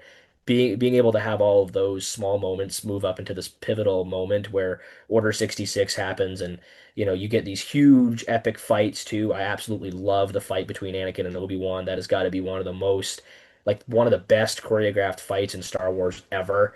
I mean, honestly, in general, actually, that's got to be the best. And also like the scores behind all of it, just the music. It's such a well done Oh. movie that connects into the original trilogy really well. Just recently, actually, I ended up watching that movie and then choosing to watch A New Hope directly afterward, and they really do sequence into each other quite well because Yes. we learn all about this, Imperial Senate, and then right the first thing that happens in A New Hope is that the Senate is disbanded and that the Emperor has full say on pretty much everything, right? So you really learn about this, and Padme says it, this is the fall of democracy and stuff like that, and you get to see it happen in, mostly real time and stuff like that. And Yeah. with all the other supplemental shows and whatnot, it really connects all that too. But I think Revenge of the Sith really helps set up everything as a huge bow on the end of the prequel era into this new Imperial era, and it's got to be with all the highlights. It's got to be my Yeah. favorite by Yeah. far. That is very high on my list too, let me tell you. I like all of them for different reasons. It's hard for me to rank them. Yeah, But I felt the same that way. one is, yeah, if I take a day where I just feel like watching a Star Wars movie today, just one of them, I often pick that one, to be honest. Yep, me too. But my favorite is Episode 4, A New Hope, because it's the original. I grew up in the original trilogy. Oh yeah. I was 9 years old when A New Hope came out in 1977. I was Hmm. at that right age, where that movie just rang with me, and I'm dazzled by the ships and the special effects and Oh all yeah. of that stuff. And yeah, it just happened at the right time, at the right age for me. I will always pick that one, as my favorite. Sometimes sometimes people ask me what's your favorite. Sometimes I say, well, Empire Strikes Back is my 1B. Hmm. And I guess it is, but there's nothing like the original one. There's Yeah. nothing like that feeling. I don't care how many Star Wars movies they come out with. I will never again experience the feeling of seeing A New Hope. And it wasn't even called A New Hope at that time, but Yeah. I will Yeah. never experience the feeling of seeing that for the first time. For sure. Yeah, and I mean the way they introduce Vader as such a, you know, villain, but like you don't know who he is, and that they don't make an effort to tell you either. No. They make a very small amount of effort, and it's just Obi-Wan or Ben, whatever, at that point, lying about who he really is. And you don't get a full picture on him until Empire Strikes Back, until Return of the Jedi, all those later, movies. That whole original trilogy does an amazing job of setting up their villains and really leaving you in the dark about a lot of it until they absolutely need to tell you when something's happened, right? So it's a very well done sequence of movies. And yeah, my second pick was actually going to be Empire Strikes Back if I hadn't picked Revenge of the Sith. I also love that movie. There's a lot to say for Yes. it. Yeah, absolutely. That's high on a lot of people. That's high on a lot of people's list of overall Movies. movies. Yeah. Yeah. Yep. They really introduced that the villains can win trope, and they did it really well. Yeah. Because in most movies, especially around that time too, the majority of them would have been a hero's win, right? It's always the guy going home with the Oh girl. yeah. It's always it's always the victory of the heroes moving into whatever next movie's coming, right? That's always how it was supposed to be, right? But Empire Strikes Back swapped everything up and made it so that the villains actually have, Yeah, the last laugh. That was everything's huge. kind of in a shambles for our heroes. At the end of Yep. the movie, Luke even has his hand taken off. He's got an Yep. artificial hand now, so he's a I mess. think that Excuse me. really goes to show that the majority of the movies that I like the absolute most are going to be the ones where the heroes don't win, because Revenge of the Sith is actually the exact same situation, but in a That's different true. era. So, maybe I just like it when the heroes don't come back victorious sometimes. Maybe that's You just are a what bad man. I'm a horrible person. I should go to prison or something. But yeah, so I think those are great picks from both of us. That's yeah, yeah, yeah. No, no. I love all of them. I mean, I even like Attack of the Clones takes a lot of crap and it has clunky dialogue. That's my Hmm. only fault with it. There's a good story in that movie. Yeah. Oh, there is. I've seen a lot of what Yeah. is it like? I've seen a lot of memes on the internet where it's like this is the outfit that Padme chose to say when she's not interested in Anakin. It's like the most like Yeah, promiscuous that like outfit ever. leather tight. Yeah, yeah. It's Yeah. like really out of all the outfits you could have picked to put a man down, that's the Natalie one you picked. Natalie Portman Whatever. said that was uncomfortable to wear Oh, too. I'm sure it was. Yeah, Yeah. I She don't said that was blame very her. uncomfortable to wear. Yeah, yeah. What's your favorite TV show? So I have two on this one that I Okay. think I had a very firm tie that I could I think you're going to not. say the same two I am, but go ahead. Okay, so the first one I'll pick is going to be the Clone Wars. Okay. And the reason for that is probably because of just one, the extent that it has in terms of just pure length. It is a very long set of Star Wars content that adds a lot of stuff to the story. It goes through and really humanizes the clones in a lot of ways, right? Because and I used to play the Star Wars Battlefront games, right? Like on PlayStation 2 when I was a kid. And one of the primary plot lines for one of those games was kind of walking you through what the clones were thinking during Order 66. And it basically told you this isn't a canon game or anything like that, but they basically went through and told you that the clones were doing this all by pure will, that they weren't brainwashed, that they were just cogs in a war machine that had free will to make these decisions and kill their masters essentially. Right. Which, you look back on it now, and that's not at all what the Clone Wars went and established. And I Now, think the way that they brought it up in the show, like all how all of this stuff sequences in, makes a lot more sense, right? Because these clones are just, I mean, they're not just soldiers, they're people, right? And it goes to show that, through all of the arcs in the Clone Wars, they really show you the human side behind being a carbon copy of another person, right? And showing that they can all develop their own sense of personality and do so in a unique way. And it took away that, that they all felt horrible about it because they didn't have a chance to feel anything. They were purely brainwashed. Um, and that gave opportunities for shows like The Bad Batch or whatever to pick up the pace and show where some of these clones are now regretting their actions and a bunch of things like that. yeah. But the Clone Wars in general gave a huge introduction to all of the battles that took place, after Attack of the Clones and really gave a lot of perspective for everything that happened in between there and Revenge of the Sith. And it really inspired a lot of, why some of the things happened and why they happened in that manner. And I think for all of the work that it did to establish that, it's got to be one of my favorites for that. That and well, when we talk about a few other things coming up here, they have some absolutely amazing arcs that really tie in some absolutely crazy Star Wars lore drops, and it's got to be one of my childhood favorites. I've watched it multitude of times, and it's just so easy to just watch and absorb Oh, for yeah. It's sure. very rewatchable. Yep. Yep. Hmm. So, do you want to give your second choice or do you want me to do mine? Why don't I do mine and You then can do we'll see. yours. You can do yours. Okay. So, I'm probably showing a little bit of recency bias here. And I totally agree with your take. And I was going to pick Clone Wars, actually. Hmm. I picked Andor. But it was this close. Okay. And Yeah. it could be recency bias on my part too. I just enjoyed all and we got a lot of this in the Clone Wars too. Hmm. Um, it's the political intrigue.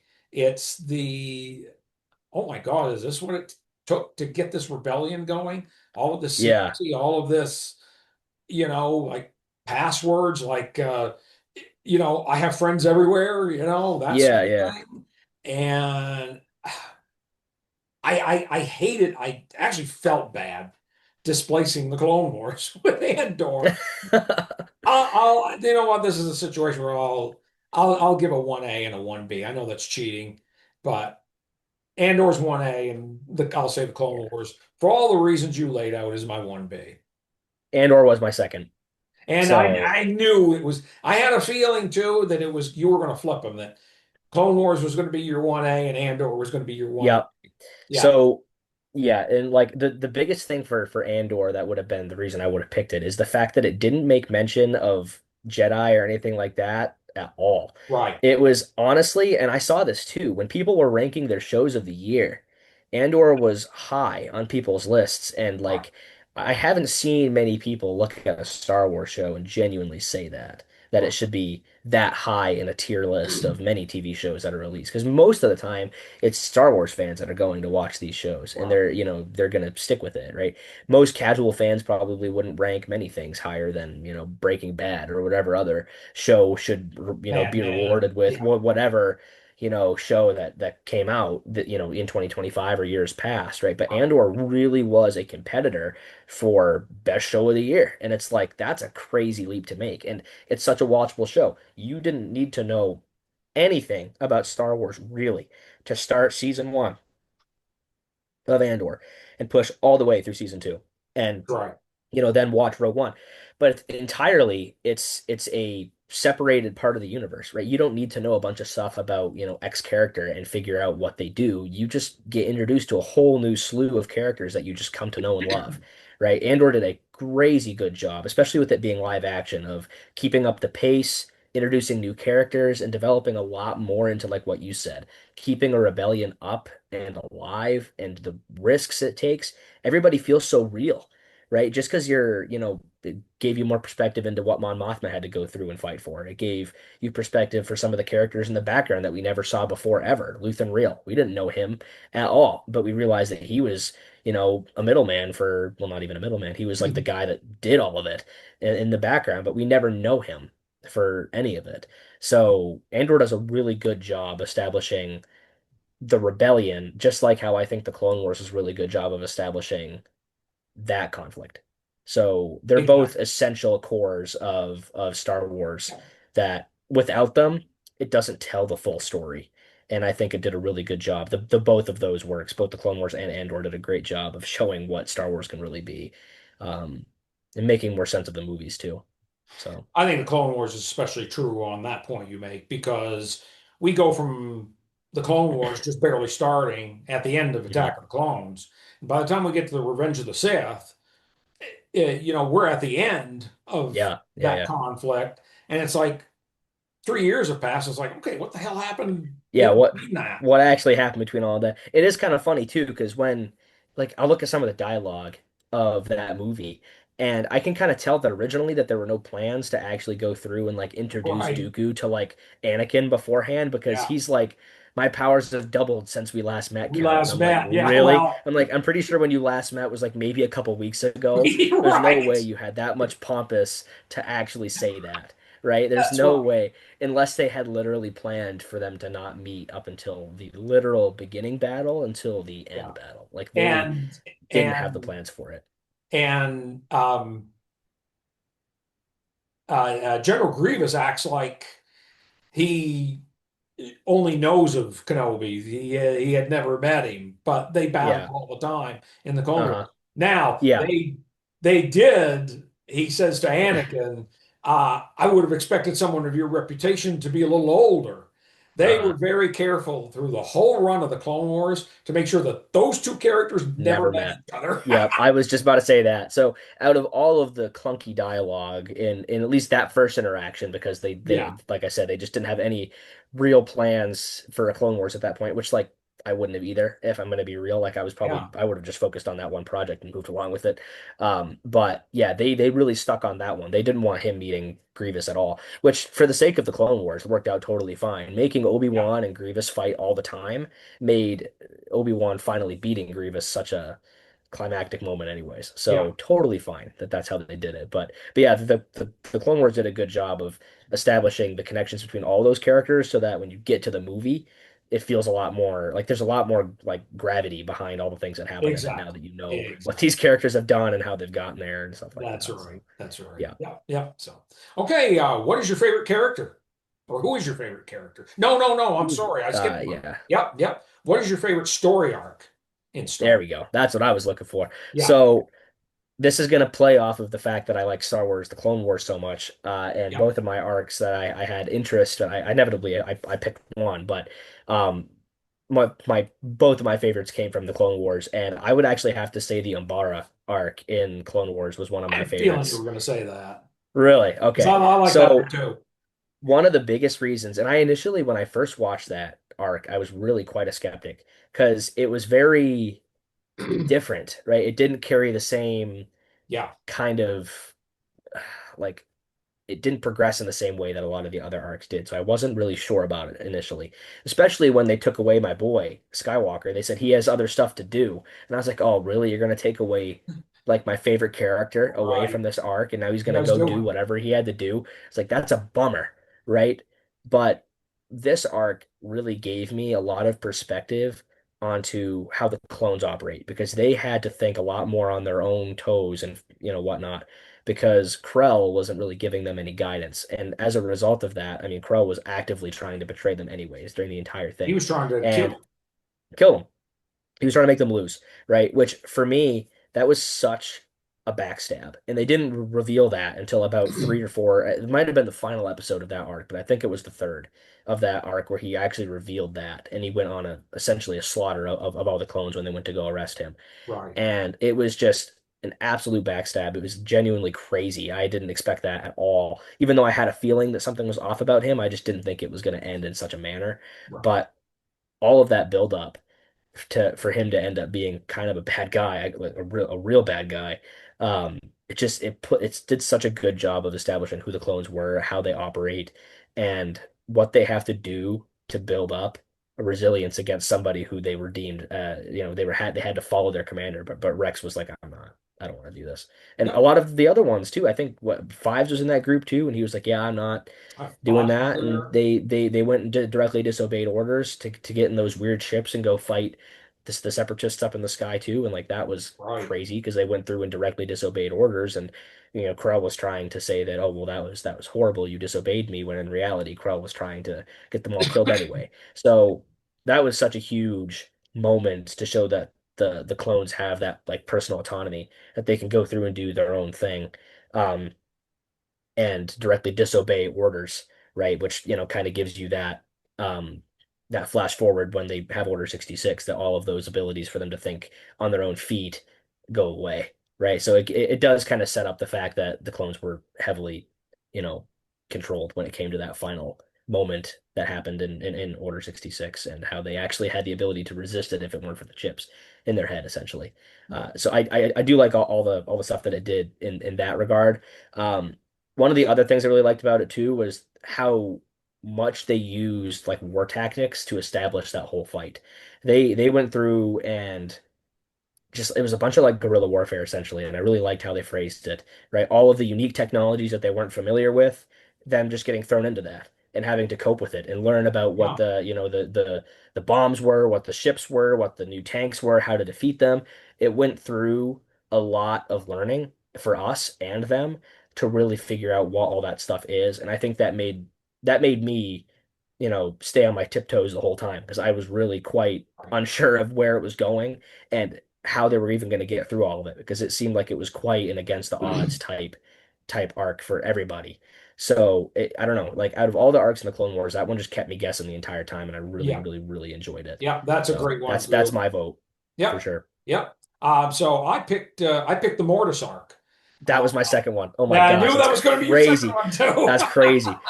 I don't know if I had a second Unbelievable. one. I don't know if I had a second one. This has always been my favorite one. I just love that whole good versus evil thing, Hmm. and this arc muddies that up a little bit, and I like Oh that. yeah. Yeah, it does. With the thing with the father and the daughter and the son, and that I guess even like the dark side is trying to teach you something. They're doing it in an evil Hmm. way, but he's trying to show Anakin, look, this is your destiny. Yep. This is the only way this is supposed to go. Yeah, you're going to do these terrible things. This is the way it has to be. Hmm. In a way, Yeah. is what he's. I That's He how I interpret it anyway.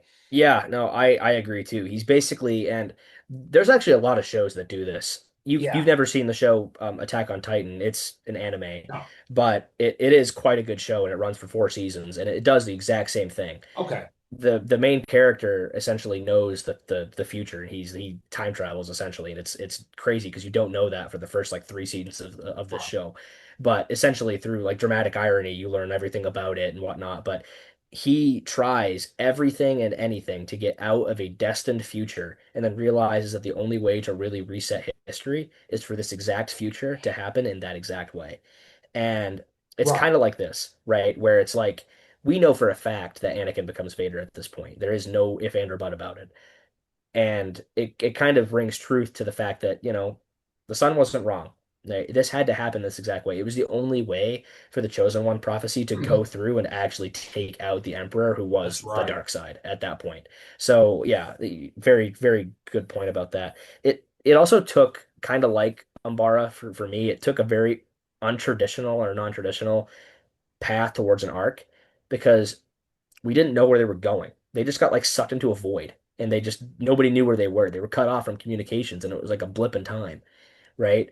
Right. I haven't seen any other arc in Star Wars or really most pop culture that's actually done that before. Right. So that was a very unique way of telling a story and it did it in a very good way Yep. for Yep. sure. That and Totally it came agree. back up. They brought it back up in Ahsoka as well. And I think we're going to see more of that in season two. I mean, we see at the Oh very yeah. Yeah. cauing scene, we see those hmm images of the They father hinted to it. pointing There's no toward, way. yeah, Yeah. that Yeah. statue of the father pointing toward that light, and that light is that, you know, we see that, I think I think each galaxy has a mortis. Yeah. That's That my could be theory. that one. I might Yep. be wrong about that, but I think each Nope. galaxy I has its wouldn't. own mortis. I Yeah, wouldn't doubt it. yeah. Yep. But So anyway, okay. Let's move right along here. I think you gave this one away in the last part of the discussion here. Who's your favorite character? so it's gonna be Luthen, actually. Oh, it is. I thought So you were going to say yeah, Anakin. Oh my nope. God. So I actually Okay, baited you a little bit. you So did.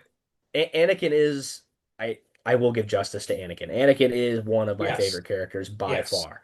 Okay. Unfortunately, Luthen took the cake right at the end for me because I think he's such a tragic character along Nice. with Anakin, right? So Luthen's ability to stay under the radar for as long as he is, but yet have such a heavy hand on all of the things that happen in the birth of the rebellion, especially with the flashback scenes we saw in season two, really gave me some crazy perspective to who he is as a character and what he's able to do. His monologue in season one, when he talks about not being able to see his creation at the end of all of this, is Right, like the most real thing. Like for him to say that like I won't get my sunrise, like all of you probably will, right. right? Yeah, It's real when you're fighting against something so that's right. dramatic and so damning as the Empire, so, something that really works to suppress you, right? He would say, I'm going to do everything and anything to make sure that that does not land, right? And even at the way end of the show, when when Mon Mothma and all those people in on Yavin are talking about, how extreme he was in his doings and what he did, Cassian steps up and is like, you're not dogging him like that because you don't realize how much he put into all of this to make it real, right? And it's like that is such a crazy thing to think about because we don't know about him at all. He's not mentioned in any of the original trilogy content because No, he wasn't a thought yet at that point. right. But That's the real life. work yeah in the real world, that's exactly what happened. Right. But going back into it though, and like if it was thought about, saying that he was a largely slept on character, right? He didn't know, like Yeah, nobody talked about him afterward, is such a reality because even though he did so much, nobody gave him credit for it, right. right? And he was such a politically intriguing but also very intelligent character in the way that he planned everything he did when it came to, how he dealt with that heist, um, how he kept himself hidden with his jewelry store or his artifact storefront, Antiquities. Yeah, our yeah, antiquities antiquities and store. all Yeah. that. It was just crazy. And, like I said, one of the primary reasons I liked Andor 2 is the fact that it chose to step away from being that classic tale of, this is a Jedi, this is a Sith, and this is, a bunch of space wizards or whatever fighting each other, right? It really went into a different kind of movement, and Luthen was a pivotal character in making sure that this show succeeded, and drove Cassian into who he inevitably became and why he chose to sacrifice himself in Rogue One. So Luthen has got to be one of my favorite characters in that sense. Also because he was so elusive for a lot of it, and we don't really know much about him until we got to season two when he started talking about his past. Or Right. other people started talking about his past. It wasn't even him, actually. So yeah, very, very underlooked character, but very solid. And like I said, the way his character was played too was just it was phenomenal. Phenomenal. Great choice. That was good. You surprised me. That's a great choice. So mine is Ahsoka Tano. Okay. Yeah, and has been, since the Clone Wars first aired, actually. I Yep. just like the way she was introduced. A lot of people didn't like her. I did, almost right away. Hmm. I thought she was intriguing. I thought, this is an interesting twist to give, not only give Anakin a Padawan, but give him a Togruta girl as his Padawan. Yeah, yeah. It's Hey, like, I mean, her nickname was Snips after all. She was a snippy teen. yeah, because she was getting So snippy with him, and she was calling him Sky Guy. And yeah, what did you yeah, call me? And she has all these crazy. She calls R2D2 R2E. yeah. A bunch of But stupid stuff she's like like that. 14 years old, so she's still a little Uh-huh. silly, you know. Yep. But I just love her story arc, how she grew up. We basically see her grow up through the Yep. course All the of way through. the Clone Wars, all the way through to the point where she's falsely accused of the bombing at the Jedi Temple, and Yep. then once found innocent, is asked to come back, and she's done. She's betrayed by the Jedi Order at that point. Hmm. Yep. Someone did a video on YouTube that did a retrospective. He did a retrospective of the Clone Wars. The channel name is RTOR, I think. I think I've seen that. It's I don't know if I've seen that ARTOR. exact You maybe video, have but I've seen these seen that. videos, yeah, maybe, and I maybe you think. haven't. I'm not sure. But I think the only one of the Jedi Order that actually apologizes to her is Plo Koon, the guy who discovered her. Yeah, yeah, Is no kidding. he's the only one that actually apologizes to her. I think, or maybe it was Anakin. Maybe it was Anakin that apologizes to her.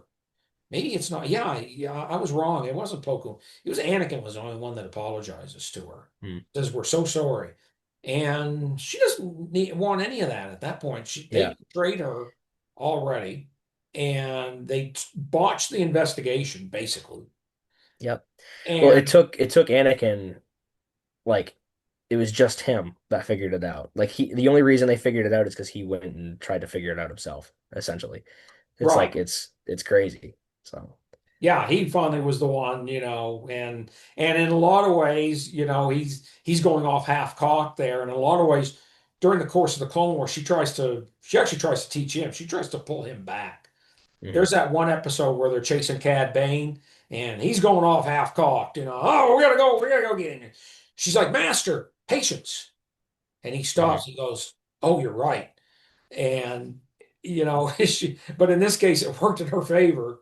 Of course, she Mhm. comes back, Yeah. and she plays a big role in the rest of to the finish of the Clone Wars, and has to go into hiding after Order 66, and then comes back and plays a big part in the rebellion, and is now playing a big part in we're going to get season 2 here maybe in a year or two, but we're going to find out what part she is going to play in this big final battle that's going to take place with Thrawn. Mhm. Yeah, for sure. Yeah, she's a pretty tragic character because she blames herself a lot for Anakin's fall too because of her inability to Yeah, stay around and essentially bring him back. Because like you said, she was a pivotal person in making sure that he didn't go too far in a lot of areas. yeah, And her stepping away kind of gave him the ability to disregard that. Because if Obi-Wan told him anything, it was probably not going to happen. Like in all honesty, I don't think he really. I mean, he obviously respected Obi-Wan a lot, but I think there was a lot more. He was a lot more able to disregard his teachings and message than I think he was able to for Ahsoka. And I think some of that too is because he's aware that he taught Ahsoka these things so that he should probably practice what he preaches. Whereas Kenobi is just his dad telling him to go do the laundry or whatever.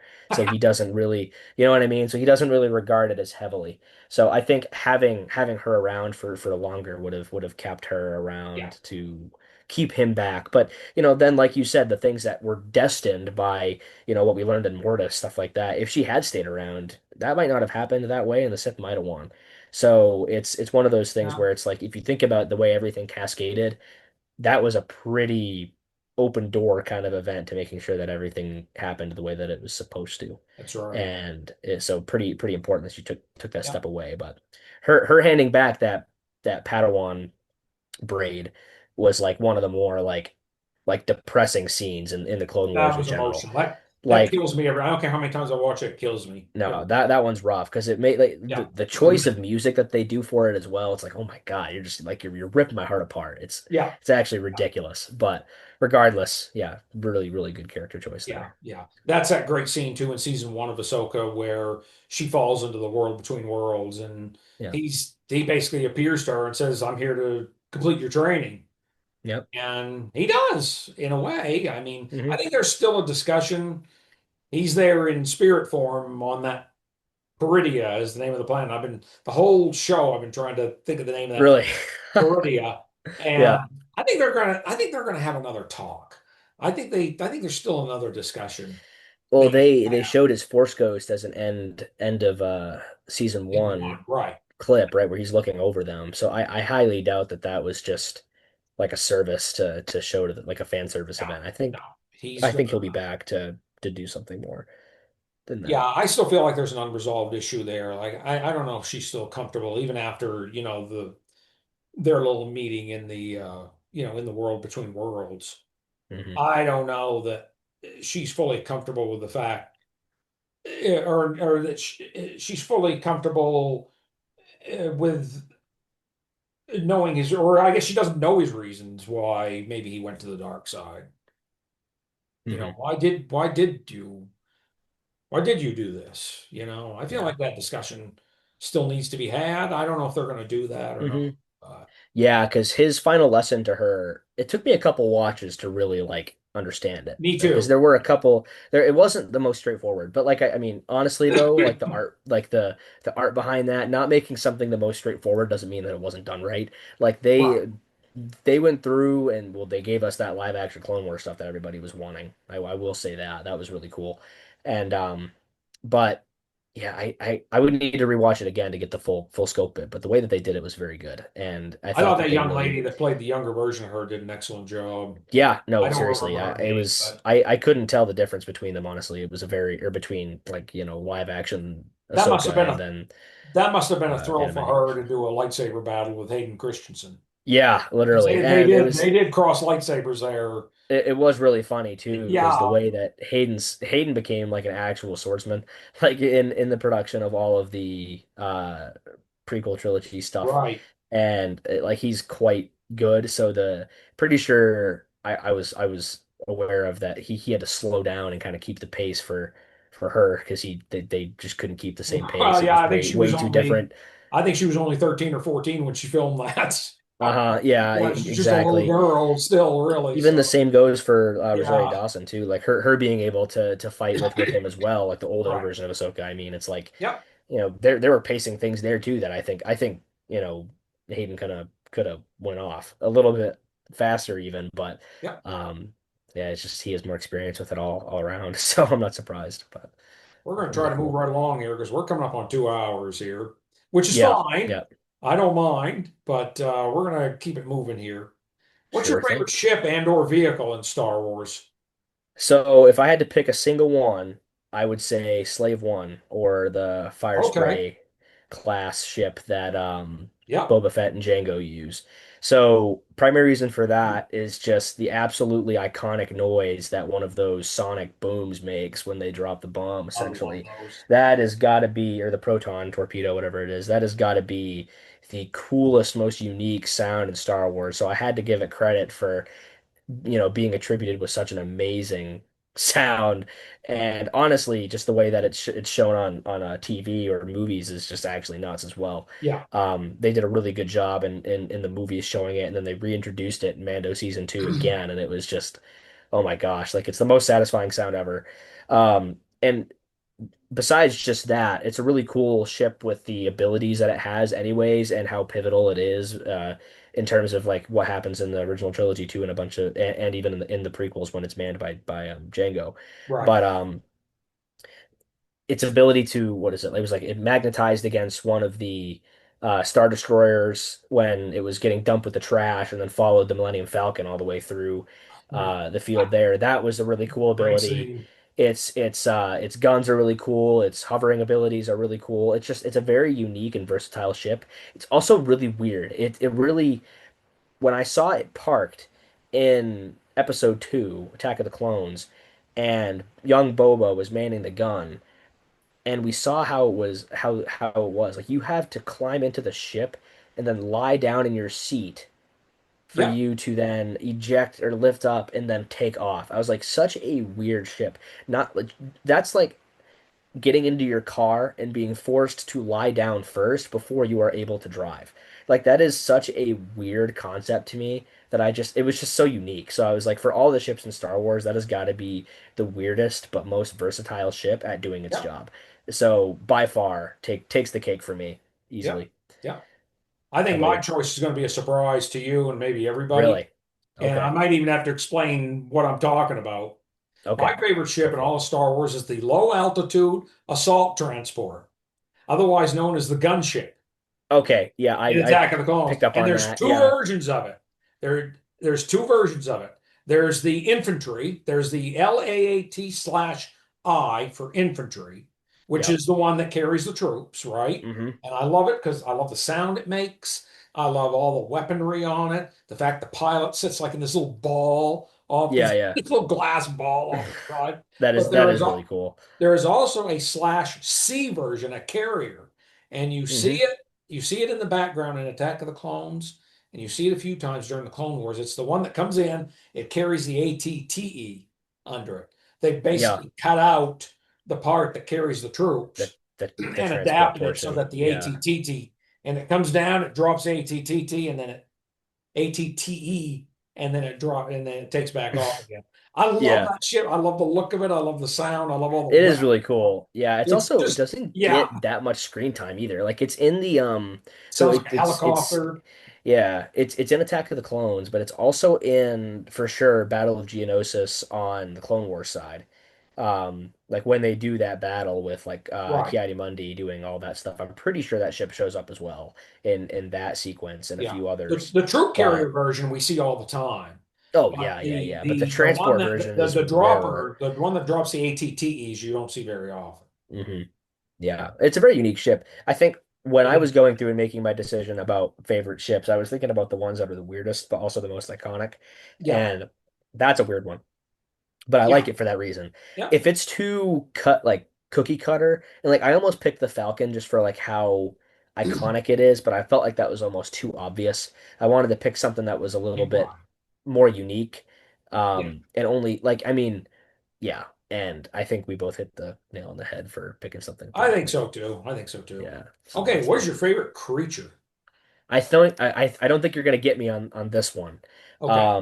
So I picked the Bendu from Okay. Rebels. He qualifies as a creature. Okay. He Yep. does. So Yep. He's technically, I mean, he's awesome. kind of like a character in his own little right, but he's a very unique creature. I felt like he fit that category a little bit better than any others. And my primary reason for liking him is one, his force sensitivity as a creature. Also just the way he looks. Like he is such a it's like a moose looking creature that's just like actually ginormous. Like such He a looks like a cool, rock. yeah, such a cool creature that carries so much like wisdom and whatnot. Like it's unbelievable. Like he's a really cool character, and his desire to not take sides during that whole conflict between the Wow. Empire and the Rebels is really, really cool. Like he is like, I am one with the Force. I am not here to take sides. I am here to just exist, give wisdom and advice, but I'm not here to fight anybody. Right. And when Yeah. he goes and has to fight the Empire as a result of them hurting him, it's like I'm pretty sure he just like vanishes. Like if I recall Right. correctly, it's not really much of a fight. He goes and takes out basically the majority of the Imperial forces, but he vanishes and says, "You guys, you know, you trampled me essentially." And Yeah. he's like, this is cruel and it's crazy, right? But for a character like he did not like the rebellion, he didn't like the empire, he didn't like any side for what they inherently stood for because he was supposed to be that middle ground character. And I think he gave a lot of really cool depth to that arc of Rebels that made it very cool to watch. And it also made a lot of sense why Thrawn wasn't able to win that conflict despite him being right on top of them Right. So it made for a really cool sequence of events, I think. And out of all the unique creatures that are at least named that I can name, he was probably, my number one for sure. Definitely the Okay. most unique for me. But I picked the Bantha did you? for Okay. one very simple reason. I just think it is completely gnarly. There's a word from the 80s or early Yeah. 90s for you. Yeah. I just think it's completely gnarly that a creature with that much fur and hair survives on a hot, arid desert planet. And that is Yeah. the only reason I love the Bantha. Yeah. Just a cool creature. I mean, honest, it also has a lot of screen time for most creatures, actually. And It's quite, we find out they're kind of friendly creatures too from the Book of Boba Fett. We find out they're yeah, actually really like a docile and bantha or friendly. whatever he says. Yeah, when I he's mean, trying to he teach them how to feels read the bad speeder when bikes or Boba, says go, you're free now. He feels bad about it. uh-huh. The Bantha Yeah, feels yeah. bad about it. Yeah, literally. But yeah, Oh really, really no, he's let cool, me cool go. creature. Oh, we were such Yeah, good friends, and all I of that. know. So Carries such personality without saying a thing. without It's kind saying of a thing, just crazy. roar every once in a while. Yeah, That's all they say. I exactly. love the Bantha, and that's all. Uh-huh. Also appeared in the first movie anyways, so it's like one of the most like Yeah, age-old creatures yeah, in they Star appear in the Wars. first movie. Yep, yep, that's true too. Okay, so what is your favorite planet and or location? So I chose to pick a planet. I picked Mustafar. Okay, yep. That kind of ties into my love of Revenge of Oh, the Sith, Revenge of the Sith is your favorite and movie. I liked that location particularly because one, it's just epic. Like all the Yeah, lava and all that stuff is just crazy. But yeah, the other thing behind it too, besides it just being so visually pleasing, is just the history behind it. Like if you go into some of the Legends material as well as yeah, some of the confirmed canon materials too, like there is a deep history behind that planet that isn't really flushed out all that much and is barely touched in the final movie of the Skywalker saga anyways, right? It's just like, yeah. the it used to be a flourishing planet with green, with growth and all that stuff, and then eventually through the sake of, it losing its core, or like its center essentially, it becomes this decrepit landscape of lava and destruction, and it's crazy. Essentially, it's a cavern of the dark side, and I like very much that when Anakin, when he took his form as Vader, essentially chose to adopt the planet in which he lost to pick as his castle, and essentially say that out of all of the hatred that I have towards Kenobi or anybody, this is the place that's going to make me feel it the most. So I'm going to pick this place Yep. to meditate and whatever. And so I just think out of all the planets, it carries the most intrigue for me, and explains a lot behind why Vader chose to do what he does and a lot of the decisions made in a lot of these movies too. So I just like that Yeah. planet a lot. Yeah, that VR game, Vader Immortal, goes into the Yeah. history of, yeah, yeah, where that hmm one Something to character. do with trying to bring Padme back, I think, was the primary point of Yeah, that. well, the And reason it got thrown, it was a green, like you said, a green lush planet, and then yeah. character's name is Lady Corvax. Her husband dies in a battle, and she has this artifact called the Bright Star, and it's believed that the Bright Star can bring someone back to life. That's Yep. where you okay there? You look like you dropped your chair or something. You Oh no, I'm good. I'm just okay? changing my position. I figured it out. Which is where Vader, he wants to get a hold of this Bright Star because he thinks it's going to bring Padme back. But Mhm. Lady Corvax uses that, and it throws the planet out of its orbit or something, and that's why it brings it. I guess there's a gas giant in the same system, and I think it brings Mustafar too close to that gas giant, and it turns it, like I said, into this volcanic hellscape. Yeah. And you, as this other character, meets up with Vader, and I think I can't remember why you use the Bright Star again, but the Bright Star, I think it does throw it back into hmm its original orbit. And that's why, so here's a little backstory for our viewers. When we saw the Rise of Skywalker together back in 2019, the opening scene is Mustafar. hmm And you said to me, "Oh, that's Mustafar." And I said, "No, I don't think so, because there were too many trees and stuff. There wasn't enough." Yeah, yeah, yeah. And then I got home and I looked and I said, "Oh crap, he was right. That is." Yeah, yeah. I had to So it apologize to was you yeah, it was because a I really forgot about that. cool callback. I forgot about the climax to that VR game and Hmm. that the planet got thrown back into its, original orbit and started like a healing process. Yeah, essentially. So then it started seeing more growth again and all that stuff. So I thought that was a really cool callback to that. But yeah, I mean, a planet that shows its ability to adapt and all the other things. It's just yeah, it was top of my list for sure. Yeah, So, how yeah, about you? exactly. Yep, yep. So my favorite, I picked a location. I can't remember the name of I think the planet's name is Cantonica, but I picked the location of Canto Bight, the Oh, casino okay. city. And for Yeah, one very simple reason, I'm a big James Bond fan. yep. It reminds me of Bond. He Sure always ends thing. up in a Yeah. casino. I don't know that there's one movie where he doesn't end up in a casino. Maybe Moonraker, which was the kind of sci-fi version of James Bond. Maybe there's not a casino in that. I don't remember. Excuse me, I don't remember. But it reminds me of James Bond, and Yeah. It was a really cool planet anyways. I mean, I there's some really liked weird the creatures aesthetic behind there. it. Yeah, yeah. There's some Yeah. weird creatures there. There's the one lady. She looks like she has six breasts there. Ah! Yeah, yeah, the opera Yeah, girl or when the whatever. Yeah. fathers are getting ready to run her over there, and Hmm. That was they're good. tearing that Yeah. place apart. That and the racing, like the underground like racings thing with like all the kids that were doing work on the pens and stuff like that, like all the creatures and Oh, the whatnot fathers. was Yeah, yeah, it was really cool. I liked yeah, that that was sequence cool there too. too. Yep, Yeah. yep, yep. So okay, all right. So that's that. What's your favorite alien species? So I picked the Twi'leks for this. Oh, So okay. I think primarily I picked them because we see them so often. The Twi'leks have such Yeah. a large part to play in a lot of Star Wars, so I picked them based on just how iconic they all are. We see a lot of really pivotal characters. Um, Hera is a Twi'lek, Aayla Secura, and a bunch of other characters that are all very important to the story.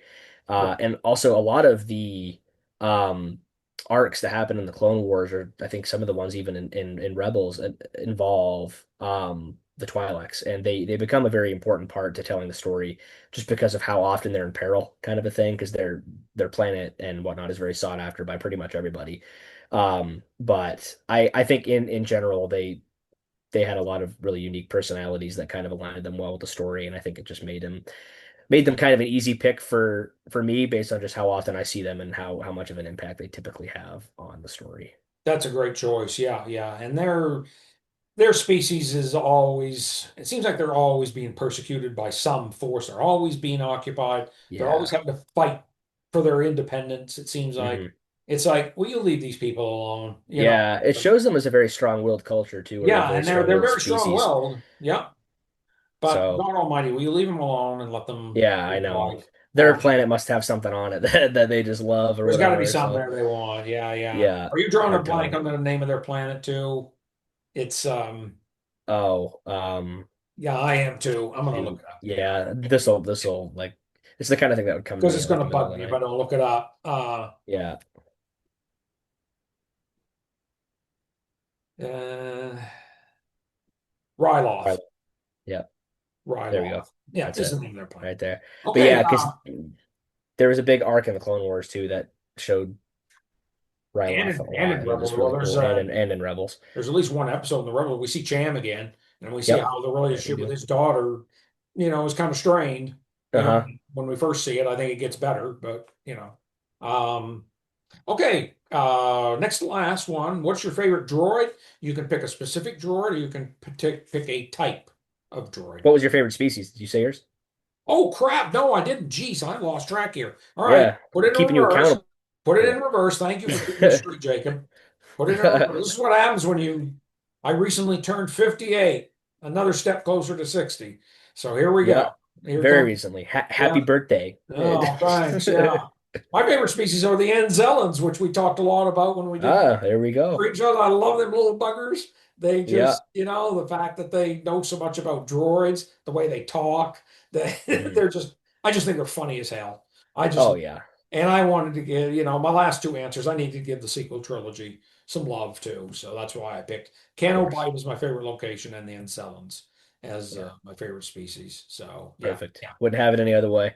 That's right. That's right. Okay, what's your favorite droid? Again, you can pick a specific. droid character, or you can pick a droid type. So I'm gonna pick a specific character, and I'm gonna pick K2SO. Okay, So excellent. my biggest reason for that, I think, like you said, has something to do with how frequent or how recently we just seen Andor, and I really liked to see his origin story. Um, I think that was really cool. Him being picked up at Gorman as one of the attack droids, essentially, and then reprogrammed for the rebellion. That was a really cool origin story for him. That, and despite him not having a ton of screen time, his personality and wit is just such a Yeah. it just hits the nail. It's so good. It's actually, yeah, it's wonderful. That, and he plays such a critical part in the end of season 2 of Andor to help extract um Clea and get her out Right. of all that. And I think he's just a really good character. And when he was sacrificing himself in Rogue One, it was a very like emotional moment because he had been such a cool character. Yeah. And I think out of the majority of the droids, if I was going to pick any one of them, it was going to be something, yeah, a droid that had a lot of personality. And I think K2SO, because That's his it. ability to speak just made things really funny, and I really enjoyed him I'm all, sitting here and I'm all around. crying over a robot. Okay. Yep, that's So how I yeah, feel. that's what Yep, happens when we're in it's Rogue One. crazy. Yeah, Yep, I know. absolutely. So I picked a droid type. I love the astromech droids, R2, Yep, R3, R4 units. Yeah, super I just fair. love the fact that they're a mechanic. And I really love the fact that they never say a word. I mean, they beep and boop and all of that stuff. That's how they Hmm. communicate. But yet they convey so much Oh yeah, yeah, with yeah. just that, and R2D2 especially. Oh And yeah, like the for way sure. they rock back and forth too, and you can tell whether they're sad or they're happy or they're Hmm. mad It's or it's the whatever. way that the supporting characters interact with them that really Yeah, helps give them that personality because that the too. way that they always phrase their next line when they get beeped at, essentially. It always kind of refers back to what they were just told in some way. So you kind of can hear what they're saying or speaking. You just end up hearing it through somebody else who's kind of like reflecting on what they were just told, Yeah. which is pretty After cool. Luke and R2 crash on Dagobah in The Empire Strikes Back, they have a whole Hmm. conversation there, and You can follow it. you don't even question it. You know exactly what they're saying to each other. Yep, pretty much. It is Yeah. crazy.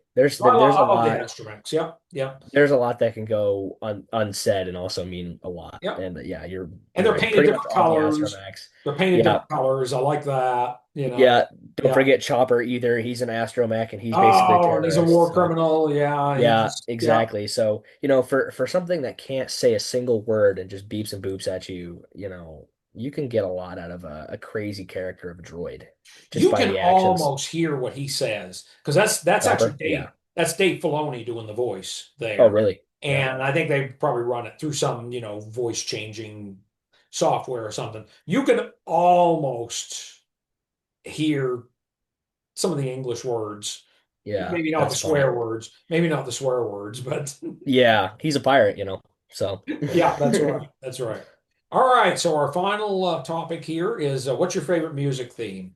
So, hold on, I had this one out of place. So This let is me go tough back. because John Williams is a freaking genius, and Yep. basically everything he spits out is So, gold.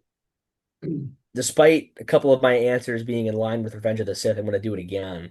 And I'm going to say Battle of the Heroes is my favorite by Oh, far. that's fine. Yep. That one carries like so there's not many songs that I will get absolute chills when I hear or whatever, but it's either like that one in particular makes me like get the chills every time I hear it because especially if I'm Yeah. wearing headphones or something like that. It is just such a impactful score and it always plays when it's something crazy going on, right? Some fight between right Anakin and Right. Kenobi in this situation, right? So it's just such a I don't know, it just feels so heartfelt. I'm not like the most qualified person to talk about music at all in the terms of what it makes me feel and what it means and stuff like that. But Right. it is in general just one of the things that makes me feel the most like in it. I don't know, it just puts me in the moment. It's such a good piece in general. But Yeah, Revenge of yeah. the Sith uses the chorus quite brilliantly too, more so than we've seen. It gives it that epic feel when you have a chorus along with Yep. the along with the orchestra. Uh, paired up with it, and that theme especially really highlights that.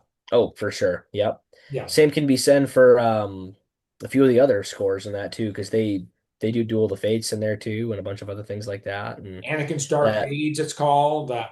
Da, yep, that da, one's great. da, da, da, da, Yep. da.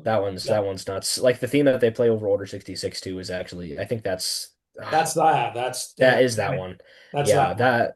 that one's also crazy. It makes you Yeah, feel really really bad for everybody who's yeah. getting killed essentially. So, They but just yeah, that movie in yeah, general just does a really good job when Rex and of the picking the clones score. attack Ahsoka in that one episode in season seven of the Hmm. Clone Wars, they just they just blast that as Yep. loud as they can blast it while she's fighting them off, Yep. on that Venator.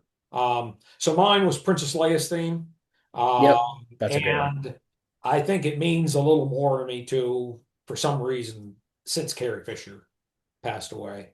Oh Uh, yeah. I I've think so always too. enjoyed it. It's probably always been my favorite. Yoda's theme is a close second for me on Yep. that. Yep. So I'm gonna give a shout out to that one. Leia's theme just it conveys the sensibility and the tenderness of, a woman. At the same time, it conveys her strength as a leader Oh yeah, of the easily. Rebel Alliance too. Hmm. And Yep. I think that's why I enjoyed it. And like I said, I don't know why, ever since Carrie Fisher died, it's it's meant a little more to me, I Yeah, and guess. I think it speaks to how well she was able to portray the And I character got too, through and that what it without meant for her. crying. Did you notice that? I did notice that. Yeah, I thought for Good for sure me. it was gonna be Good for over, me. but no, you did a good job. You did a good job. Um, but yeah, no, very very good character, and like you said, Yeah. Carrie Fisher plays her very very well and really conveys it. Like there's no if and or but about Leia being a girl boss. Like she's quite well done, and yeah, just And the strong young character lady that overall. played So her in Kenobi, she good too. she Yep, nailed it. yep, yep, 100%. Did a very good That job. that is exactly how a 9-year-old Carrie Fisher would have played that. I guarantee Oh you. yeah, 100%. Yep, yep. Yeah, If she you if she wouldn't had have the been same able to tell the inspirations and whatnot, difference. Yeah. nope, definitely not. So that was All really good right. too. We got one more thing. I got a trivia question for you today, and then we're going to wrap it up because Oh yeah, here we are. we have blasted past the 2 hour mark here, which is fine. Oh yeah, But I've got a trivia question here for you to cap things off. So are you go ready? for it. All I right. guess so. Yeah, we'll see if I get this one. All right. So Lando, our intrepid, brave, wise administrator of Cloud City, Hmm. he has a full name. Do you know what his full name is? Lando's full name, He has a full name, including a middle name. Do you including know a what it middle is? name. I mean, I know Lando I'm not Calrissian, kidding. but I don't I am not kidding about this. You can fact check me after I give you the answer really. because it's obvious you're not going to get it. Yeah, no, there's no way. I mean, I know You've never Lando. even seen, you haven't even come across this in any of your reading or anything. Not that I can remember. I don't think so. No. Okay, I you mean, want me to maybe give it to not. you then? Yeah, go for it. Go for it. Lando's full name is Landonus Balthazar Calrissian. Balthazar. Was that in was that mentioned in the Solo movie at all? I don't know Like where that that was that that first middle mentioned. name? I feel like I've seen that middle I name don't know before. where his full name was first mentioned. And it's a canon Wow. thing. His name was just Lando Calrissian in Legends. So it's a That's canon. crazy. Yep. Yep. Just fact checked it. Yeah, that's Just on fact checked it. Wikipedia and all Okay. that stuff. Yep, yeah. Landonus Landonus Balthazar Balthazar Calrissian. Calrissian. Oh my gosh. That's crazy. Wow. Well, I guess I'll never forget that now. That's almost That's a as bad as diabolical name. have you ever seen the names of like royalty in some of these foreign countries? Yeah. They're Yeah, I've like seen that. they're like criminally long. They're like Hmm. this freaking long for God's sake, you know? Yep. That's basically that. I Yeah. mean, he's like royalty in like the gambling scene, I guess. I don't know. I mean, I guess that Yeah, works for him. yeah. Balthazar reminded me, it almost felt like they stole that from Baltar, who was a character on Battlestar Galactica. Oh, really? They might have. Yeah, They might have sounds taken a little too inspiration. close to Baltar for my liking, but it's Uh-huh. okay. It's fine. So, but Too anyway, funny. well, damn, I stumped you again. So, Yep, I know. Crazy work. That's all crazy. But right, great. Hey, very fun show as always, but this one I think was particularly fun. We had some good topics here. Um, for sure. And Yeah, like we said before, hopefully anybody who's watching, if you want to contribute your answers to any one of those categories, I think that would be a cool yeah, we'd dialogue love to to have you have. guys do So, that. Anybody that stumbles on this and whatnot, throw your own answers. You don't have to do all 10 of them, or and you can come up with your own too. Tell us what some of your sure. favorite other things are. Yeah. Be free I to. mean, hey, you come up with a cool category, we might have to do another show that's kind of structured like this, and we can Yeah, also come we'll up do with cool another round of categories. these. If you guys have any suggestions too, give us some suggestions.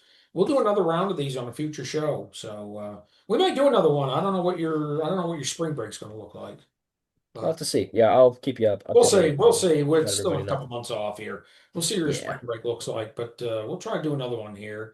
And then you're going to be graduating from college in Yep. This is my early. last semester coming up here, This is so your it's gonna be last.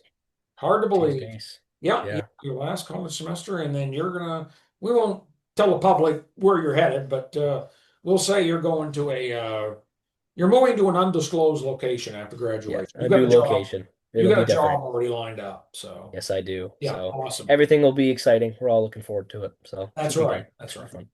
All right, folks. Well, we're going to wrap it up and say so long. Thanks for joining us. Please like and subscribe. Tell your friends and neighbors and anyone who you think might enjoy this show about us. Send them the link. We'd love Yeah. to have some more subscribers. We only have 7.